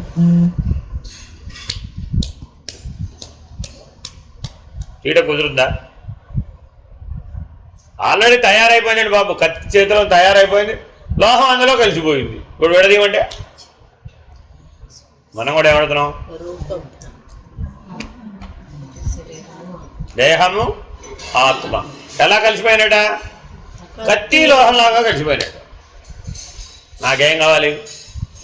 నాకు వేరుగా చూపెడితే నేను ఒప్పుకో. అది లోహంతో తయారైందని తెలుసుకోవడానికి దాన్ని వేరు చేయడం ఎందుకు? దాన్ని వేరు చేయాలా? అక్కర్లేదు. ప్రాణం చేత నీ శరీరం నడపబడుతోంది, ఒప్పుకుండా ఒప్పుకోవాలి. నాకు ప్రాణాన్ని వేరు చేసి చూపించు, నేను కుదురుతుందా? ప్రాణాన్ని వేరు చేయగానే ఏమైంది? శరీరం నడపబడ అనే ఫంక్షనాలిటీ పోయి, ఈ ఫంక్షనాలిటీ దృష్ట్యా ఆ ఫంక్షన్ని గుర్తెరుగు. ఇది పని చేస్తోంది కాబట్టి అందులో ప్రాణం ఉన్నట్టే, పని చేయట్లేదంటే ప్రాణం లేదంటే. అలా చెప్పవచ్చేమో కానీ ప్రాణాన్ని శరీరంలోంచి వేరు చేసి చూపిస్తేనే ప్రాణం ఉందని నేను నమ్ముతానండి, లేకపోతే నమ్మను అన్నాడు. మూఢత్వం కాదా? సరే, నీలో మనసు ఉందని నువ్వు నమ్ముతున్నావా లేదా? కొద్దిగా మనసును వేరు చేసి ఇక్కడ పెడితే దాన్ని చూసి పరిశీలించి నిజ వస్తు తత్వాన్ని నిర్ధారణ చేసి నీకు మనసు ఉందని నేను సర్టిఫికేట్ ఇస్తాను. లేకపోతే నీకు మనసు లేదు అన్నారనుకోండి. ఎందుకని మనకి ఏదైనా ఏం కావాలి, టెస్టెడ్ ఓకే అని ఉంటేనే కొంటారండి. ఇది సరే, నీకు మనసు ఉందా లేదా? ఉందా? తీసి అక్కడ పెట్టు. వీలవుతుందా? కానీ మనసు ఉందని చెప్పగలుగుతున్నావా లేదా? ఎలా ఎలా ఎలా చెప్పగలుగుతున్నావు మనసు ఉందని? ఎలా చెప్పగలుగుతున్నావు? ఎలా చెప్పగలుగుతున్నావు? ఎలా చెప్పగలుగుతున్నావు? ఎలా చెప్పగలుగుతున్నావు? నీకు మనసు ఉందని ఎలా చెప్పగలుగుతున్నావు? నీకు మనసు ఉందని ఎలా చెప్పగలుగుతున్నావు? మనసు నేను కాదు కాబట్టి. మనసు నువ్వు అయిపోతే నీకు మనసు ఉందని ఎలా చెప్తావు? చెప్పలేవు. నా శరీరం, నా ప్రాణం, నా మనస్సు, నాదిలో భాగం ఇదంతా, నేనులో భాగం కాదు. అవునా కదా? మరి అప్పుడు నా మనస్సు అంటే అర్థం ఏమిటి? మనసు కంటే నేను వేరుగా ఉన్నాను కాబట్టే చెప్తున్నాను మనసు ఉందని. నీకు ఇల్లు ఉందా లేదా? ఉందండి. నువ్వు ఇల్లు అయిపోతే ఎలా చెప్తావు? చెప్పలేవు. అర్థమైందండి? నీకు ఆభరణాలు ఉన్నాయా లేదా? నువ్వు ఆభరణం అయిపోతే ఎలా చెప్తావు? కత్తి లోహం ఎలా కలిసిపోయినా అలా కలిసిపోయినా అంటారు, కలవలేదు అంటున్నా నేను. నీ శరీర ప్రాణ మనోబుద్ధులతో నువ్వు కలవలేదు, తత్సాక్షి కాబట్టే ఉన్నాయని చెప్పగలవు. కాదండి కలిసిపోతేనే సత్యం అంటున్నావు, మూఢత్వం. అర్థమైందండి? సంగత్వం కలిసిపోతేనే ఆత్మ నిర్ణయించవచ్చు, లేకపోతే కుదరదు. కరెక్టే. ఇక ఎలా కలిసిపోవాలట? పాలు నీళ్లు విడదీయడానికి వీలు లేని బంధం. ఏ బంధం గురించి ఏం చెప్పాలండి? ఏం చెప్పాలండి? భార్యాభర్తలు ఎలా కలిసిపోవాలండి? ఎవరు పాలో ఎవరు నీళ్ళు తెలియదు కాబట్టి నువ్వు పాలా నేను పాలా అని అనుకుంటున్నారు. అది తేలిన తర్వాత పాలు నీళ్ళ వల్లే కలిసిపోతాము. అది తేలలేదు మరి ఎంతసేపు ఎన్ని జన్మలు తనుకున్నా కూడా అప్పటికి అటు ఇటు తట్టు మార్చి చూపెట్టాడు ఈశ్వరుడు. ఓ జన్మలో భర్త, ఓ జన్మలో భార్య, ఓ జన్మలో భర్త, 7 జన్మల నుంచి. పైగా ఆ సప్తపదిలో ఏం చెప్తాడు? ఇవి ఒకసారి తిరుగుతున్నాం, 7 జన్మల నుంచి ఇలాగే తిరుగుతున్నాం అని చెప్తాడు మంత్రం. ఇది మొదటిసారి కాదమ్మా, ఇలా 7 జన్మలు తిరుగుతూనే ఉన్నావు. ఈవిడ కూడా వెళ్ళిపడి జన్మలకి మీరే భర్త కావాలి. ఎందుకని ఇలాగే పాలు నీళ్ళు ఎవరో తేల్చుకోవడానికి కనుక్కోవాలి. మరి ఇది ఎట్టా? ఇది అంటే ఎక్కడో జీవుడు, ఇదంతా గొడవ ఎక్కడ పెట్టాము? జీవుడు అది అర్థం చేసుకోవడానికి చెప్పిన విధానాలన్నీ తెచ్చి ఈ సాక్షిత్వాన్ని, సర్వసాక్షిత్వాన్ని, ఆత్మజ్ఞానాన్ని, బ్రహ్మజ్ఞానాన్ని నిర్ణయించడానికి అప్లై చేసి అవేమో ఇక్కడ వర్కౌట్ అవుతుంది. అదేనండి. అందుకని అవన్నీ మూఢత్వం అని ముందే విసర్జించు. అసలు 2 ఉంటే కదండి కలవడానికి. ఆత్మజ్ఞానంలో ఏముంది? 2 లేవు. ఉన్నది ఒకటేరా బాబు అంటుంటే మళ్ళా కత్తి లోహం అంటావేంటి, పాలు నీళ్ళు అంటావేంటి? నాకు అర్థం కాదు. నాకు హంస వలే పాలు నీళ్లు వేరు చేసి పెట్టు, అప్పుడు నువ్వు హంసం అని ఒప్పుకుంటా అని హంసతత్వోపదేశం వాళ్ళందరికీ ఒక గిన్నెడు పాలు ఇచ్చామనుకోండి, ఏం చేస్తారు? దాని అర్థం స్థూలార్థమనే, దట్ డజంట్ మీన్ ఇట్. అంటే వాడు ఏదో చెప్తున్నాడు అక్కడ, దాని వెనక ఒక రహస్యాన్ని మనకు విప్పి చెప్పడం కోసమని ఒక ఉపమానాన్ని అడ్డం పెట్టుకుని చెప్తున్నాడు. హంస అనేది ఒక ఉపమానం, అంతేగాని నిజంగా మీరు హంస అయిపోయారని, అదేదో ఆకాశంలో ఎగురుతోందని, ఈ భావనలకేమీ అక్కడ ఆధారం లేదు, అలా చెప్పలేదు. ఏనండి? కాబట్టి చాలా జాగ్రత్తగా అసంగత్వంతోనే ఆత్మ నిర్ణయించాలి. కానీ సంగి అయి నేను నిర్వచిస్తానంటే ఎట్లాగా? ఆ మాను, ఎండిపోయిన మానులో చోర పురుషుడు ఉన్నట్లు లోహము కత్తి ఒకటైపోయినట్టు. అదేనండి. చాలా జాగ్రత్తగా కనుక ఈ దృష్టి లేకపోతే నువ్వు నిర్ణయించుకోలేదు. కాబట్టి ఆత్మ నిర్ణయించాలంటే ఏముండాలండి? నిశ్చయాత్మక జ్ఞానం ఉండాలి, ఏకాత్మతా జ్ఞానం ఉండాలి, అసంగత్వం అనేటటువంటి జ్ఞానం ఉండాలి, దేంట్లోనూ కలవనటువంటి జ్ఞానం ఉండాలి. కలిసిపోయే జ్ఞానం అయితే అది పనికిరాదు. నెక్స్ట్ యథా వృక్ష విపర్యాసో జలాద్భవతి కస్యచిత్ తద్వదాత్మని దేహత్వం పశ్యత్యజ్ఞానయోగతః. Very very important. పశ్యత్యజ్ఞానయోగతః. చూచిందల్లా సత్యం అనుకుంటే అజ్ఞానం. నేను చూశానండి బాబు, ఆయన హార్ట్ 72 సార్లు కొట్టుకుంటుంది. నేను లెక్కేసాను ఒక నిమిషానికి ఎన్నిసార్లు కొట్టుకుంటుంది. చూడలేదంట పెట్టు, కరెక్ట్ అది. ఆహా, ఎప్పుడు అలా కొట్టుకుంటారో నేను చూసినప్పుడు కొట్టుకుంది. చూడండి ఎంత బాగా చెప్తారో. నేను చూసినప్పుడు అలాగే. నేను రాత్రి దేవుడు చూసి వచ్చాను, దేవుడు అలాగే ఉన్నాడు. అర్థమైందండి? దేవుడు ఎలా ఉన్నాడు? దేవుడు ఉన్నాడా లేడా అని ప్రశ్నించడం లేదు. దేవుడు ఎలా ఉన్నాడు? నేను చూసినప్పుడు ఎలా ఉన్నాడో అలాగే ఉన్నాడు, అంతే. అర్థమైందండి? ఎప్పుడో మీరు చిన్నప్పుడు 8 ఏళ్ళకి దేవుడు చూశారండి.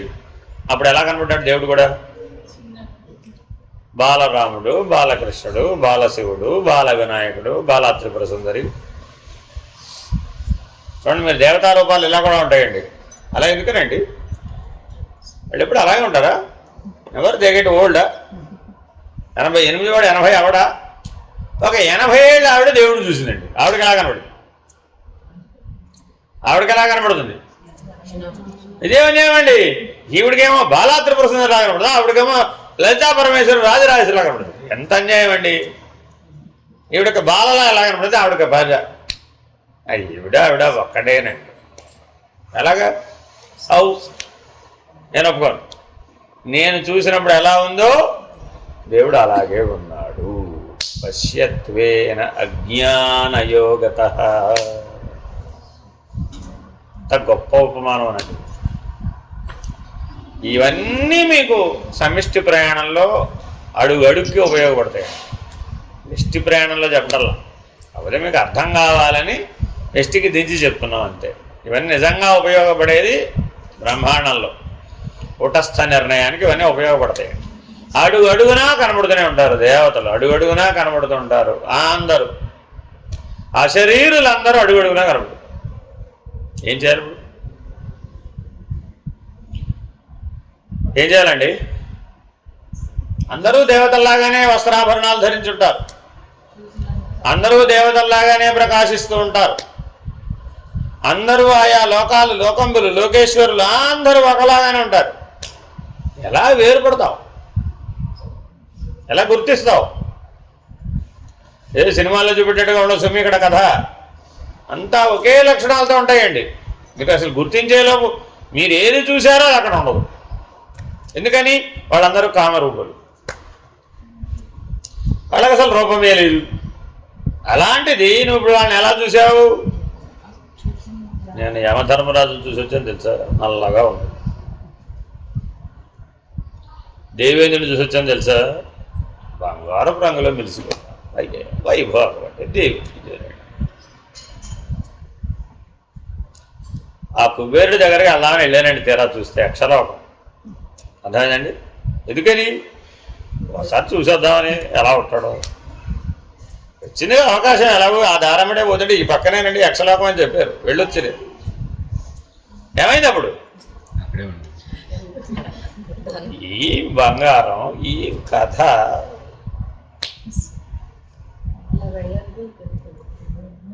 పశ్యత్ చూడండి. పశ్యత్యజ్ఞానయోగతః. నాయన చూసిన దాని ఎమ్మడబడి వెళ్ళమాకరా బాబు. అర్థమైందండి? ఎందుకనిట? అజ్ఞానయోగతః అంటే వదవరా బాబు. కాబట్టి యథా వృక్ష విపర్యాసో జలాద్భవతి కస్యచిత్ తద్వదాత్మని దేహత్వం పశ్యత్యజ్ఞానయోగతః. ఒకప్పుడు నీరు కారణంగా చెట్టు తలక్రిందులుగా ఉన్నట్టు కనబడుతుంది. ఒక ఉపమానం చెప్పాడు. ఒక చెరువు ఒడ్డున ఈయన నిలబడి ఉన్నాడు. ఆ చెరువు అవతల గట్టున వృక్షం ఉంది. దాని నీడ చెరువులో ఎలా పడింది? చెట్టు ఎలా ఉంటుందట? వేర్లు కింద ఉంటాయి. చెట్టు ఎలా ఉంటుంది? కాదు. ఊర్ధ్వమూలమధశాఖం అశ్వత్థం ప్రాహురవ్యయం ఛందాంసి యస్య పర్ణాని యస్తం వేద స వేద విత్. పురుషోత్తమ ప్రాప్తి యోగం మొదటి శ్లోకమేనండి. నాయన ఈ కనబడే సృష్టికందడికి బ్రహ్మమే మూలము అని అర్థం రాసేశారు అక్కడ. కరెక్టే. తెలుసా మీకు ఇది ఎంత ఆక్షేపణం? ఎంతమంది రాసిన వ్యాఖ్యానాన్ని ఈ అపరోక్షానుభూతిలో ఈ ఒక్క మాట కొట్టవతల పడేస్తున్నారు. అది భ్రాంతిమయ దర్శనం. బ్రహ్మం అక్కడెక్కడో ఉంది, అక్కడెక్కడో ఉన్న దాంట్లో నుంచి అది వివర్తమై కిందకి చెట్టుగా వచ్చింది. అది ఆరంభం, ఇది పరిణామం, ఇది వివర్తం అని నువ్వు బ్రహ్మమునకు చెప్పడం తప్పు. ఎందుకని? నువ్వు అలా చూసావు కాబట్టి. నీ దృష్టిలో దోషం ఉంది తప్ప ఆ దోషాన్ని బ్రహ్మమునకు ఆపాదిస్తే ఎలాగా? ఈ చెట్టులో నీడ చూసినటువంటి, చెట్టు నీడను చూసి చెట్టును నిర్ణయించిన వ్యక్తి కనబడ్డ వాళ్ళందరికీ చెప్పాడట. ఏమని? ఊర్ధ్వమూలమధశాఖం అశ్వత్థం ప్రాహురవ్యయం. అశ్వత్థ వృక్షాన్ని చూసి వచ్చాను. ఎలా ఉందో తెలుసా నీకు? అది వేళ్ళేమో పైకి ఉన్నాయి, కొమ్మలేవో కిందకున్నాయి, ఆకులు కిందకున్నాయి, ఫలాలు కిందకున్నాయి. నేను చూసి వచ్చాను. ఎలా తెలుసా నీకు? కళ్ళారా చూశానండి బాబు. వెళ్ళొచ్చాను నేను సత్యలోకానికి, చూసి వచ్చాను. 7 లోకాలు దర్శించి వచ్చాను, ఊర్ధ్వలోకాలన్నీ దర్శించి వచ్చాను. సత్యలోకం నుంచి వచ్చి మరీ చెప్తున్నాను. ఏమని? ఊర్ధ్వమూలమధశాఖం. కరెక్టేనా? ఆయన దానికి ఉపమానం చెప్తున్నాడు. నాయన బ్రహ్మాండం అనే చెరువులో ఒక అశ్వత్థ వృక్షం యొక్క నీడను చూసావు. ఏమంటున్నావు చూసి? వేళ్ళు పైకి ఉన్నాయి, కొమ్మల కిందకు ఉన్నాయి. నువ్వు చూసిందే నీడని. నీళ్లలో ప్రతిబింబించిన ప్రతిబింబాన్నే కానీ బింబాన్ని కాదు. అందుకని ఆ బ్రహ్మభవనాల్లోకే పునరావర్తిన అర్జున. నాయన నువ్వు సత్యలోకానికి వెళ్ళొచ్చినా సరే భ్రాంతి వదలకపోతే నువ్వు మళ్ళా పుట్టాల్సిందే రా బాబు. పరమాత్మ ఇంత ఖండితంగా చెప్తే మనమేమంటున్నాం? ఆయనే చెప్పాడండి. ఈ మాట కూడా ఆయనే చెప్పాడు. ఏం చెప్పానేమిటి చూడండి. ఆ పురుషత్వ ప్రాప్తి యోగంలో అర్జునుడికి ఏం డైలాగులు ఉండవండి, అంతా భగవంతుడి డైలాగులు. అంటే ప్రతిబింబాన్ని చూసి నువ్వు బింబాన్ని గ్రహించు. You need not go to that side. నువ్వు నిజ నిర్ధారణ చేసుకోలేదు. నువ్వు చెప్పింది తప్పయ్యా, ఇందులో దారిలో కనపడే వాళ్ళని చెప్పాడా లేదా? చెప్తే ఈయన ఏమన్నాడు? చూసిన తప్పురా బాబు, వేళ్ళు ఎప్పుడు భూమిలోకే ఉంటాయి, ఆకులు కొమ్మలు పైకి ఉంటాయి, నువ్వు పొరపాటు చూసి ఉంటావు అన్నాడు. నేను చూశానని చెప్తున్నాను. ఏం చూసావు, ఎలా చేసావు చెప్పన్నాడు. సరే ఇదంతా చెప్పాడు. నువ్వు చెరువులో ప్రతిబింబాన్ని చూసావయ్యా, చెట్టు దగ్గరికి వెళ్ళి చూసిరా అన్నాడు. సరే వీడేం చేశాడు? ఇలా వెళ్ళి చూశాడు. అక్కడికి వెళ్ళి చూస్తే యువతల పక్క కూడా ఒక చెట్టు ఉంది. ఈ చెట్టు ప్రతిబింబం నీళ్ళలో కనబడుతుంది. వాడికి బుర్ర ఉందా? నేను అవతల పక్క నుంచి చూసి ఆల్రెడీ చెప్పాను కదా, మళ్ళీ యువతల పక్కకి వెళ్ళి కూడా అదే చూడమంటాడు. అది కూడా ఇక్కడ నేను చూసినా అంతే అన్నాడు. ఎక్కడికి వచ్చి చూసాడు ఇప్పుడు? మర్త్యలోకం. అది 7వ భూమిక. మళ్ళా మర్త్యలోకం శుభేచ్ఛకు వచ్చాడండి. తురియగా నుంచి ఎక్కడికి వచ్చాడు? పైకి చూశాడు, అలాగే కిందకు చూశాడు, అలాగే. అరే రామా, ఎప్పుడూ వేళ్ళు పైకే ఉన్నాయి రా బాబు, చెట్టు కిందకే ఉంది రా. మళ్ళా చూసి వచ్చాను రా బాబు కావాల్సి. ఇప్పుడు వాడికి ఏం చెప్పాలి? వాడు ఒప్పుకోవట్లేదు. అయ్యో రామా, నేను చూసింది బింబమేనండి బాబు. అవతలకి వెళ్ళి చూడమన్నావా నువ్వు? వెళ్ళి మరీ చూసి వచ్చానండి బాబు. నువ్వు చెప్పింది అలా చేసి వచ్చా నేను చెయ్యంది ఏమిటి? నువ్వు చెప్పి చదవమన్నవన్నీ చదివాను, చెయ్యమన్నవన్నీ చేశాను, చూడమన్నవన్నీ చూశాను, అర్థం చేసుకోమన్నవన్నీ అర్థం చేసుకున్నాను. ఏం మిగలలేదండి బాబు. ఇదే నాకు రూఢీగా తెలిసిన జ్ఞానం. లేదని ఏమో నాకు తెలీదు. సరే అయితే రా, నేను చూపిస్తారా? ఇప్పుడు ఏం చేయాలి నెక్స్ట్గా? Please come with me. నువ్వేం చేసావు? ఇట్లా చెప్తే కుదరదురా బాబు, ప్లీజ్ కమ్ విత్ మీ అని ఈయన చేత్తో పట్టుకెళ్ళి చూపెట్టాడు. అదే విశ్వరూప సందర్శనం. అంత గొప్ప రహస్యం అనండి, ఎంత తెలివిగా చెప్పాడో పరమాత్మ. ఆ వర్షక్రమం చూస్తే అనిపిస్తుంది అరే అరే అరే.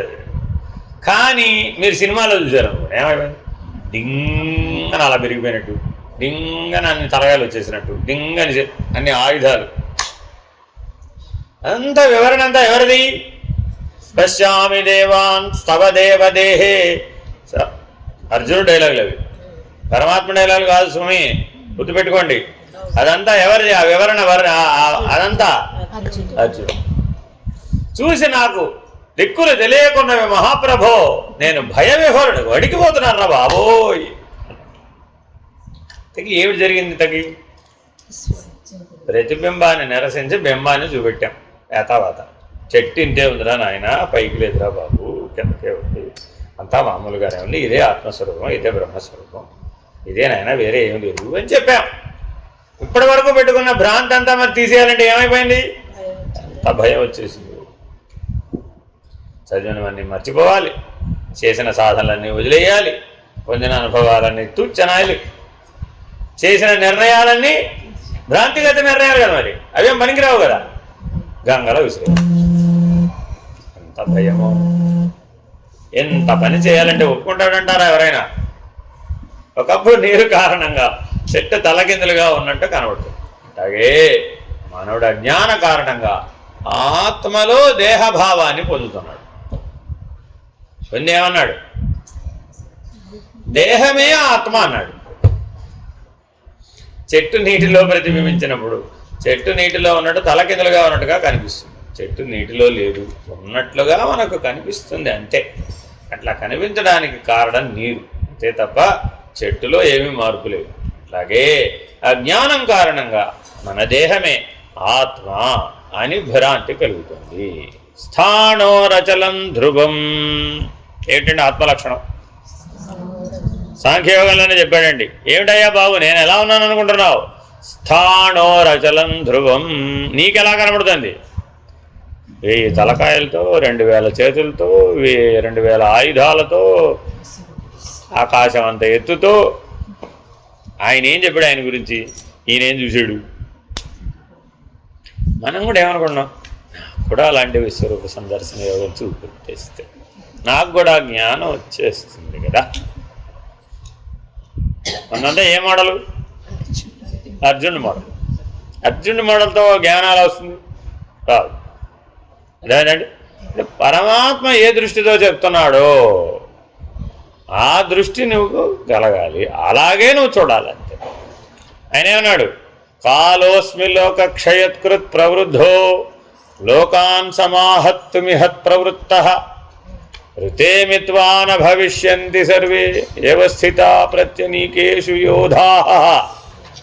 ఏమయ్యా ఎలా ఉన్నానో తెలుసా? నీ లోపల గడియారం ఉంది, ఆ గడియారం నేనే. లేదా నీ లోపల గడియారం? Yes, it is ticking. It is ticking every second. It is ticking every minute. It decides about yourself. You are not the decider.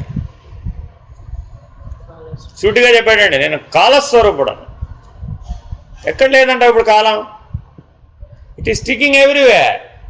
ఒక చెట్టు, ఎస్, జీవం అన్న ప్రతి చోట కాలం ఉంది. ఎందుకని? It is bound by time.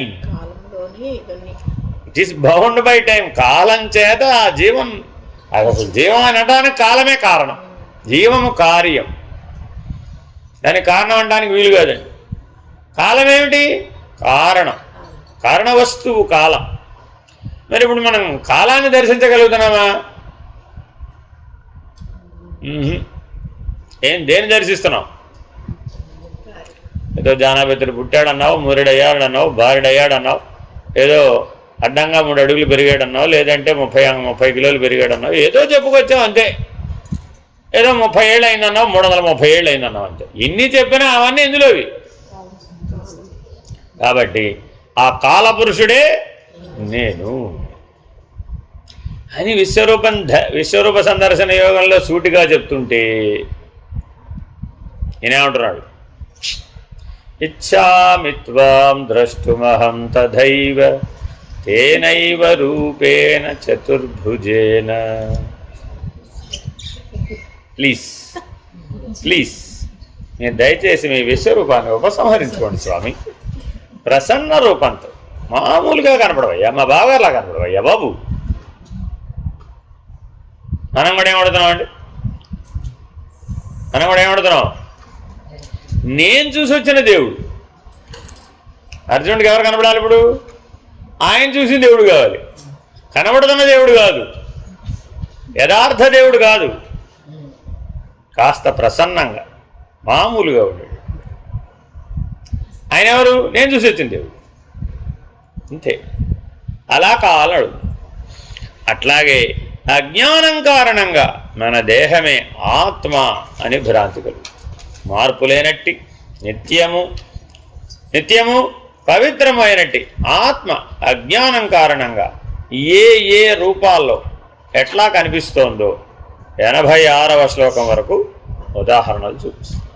Hari ఓం శ్రీ గురుభ్యో నమః.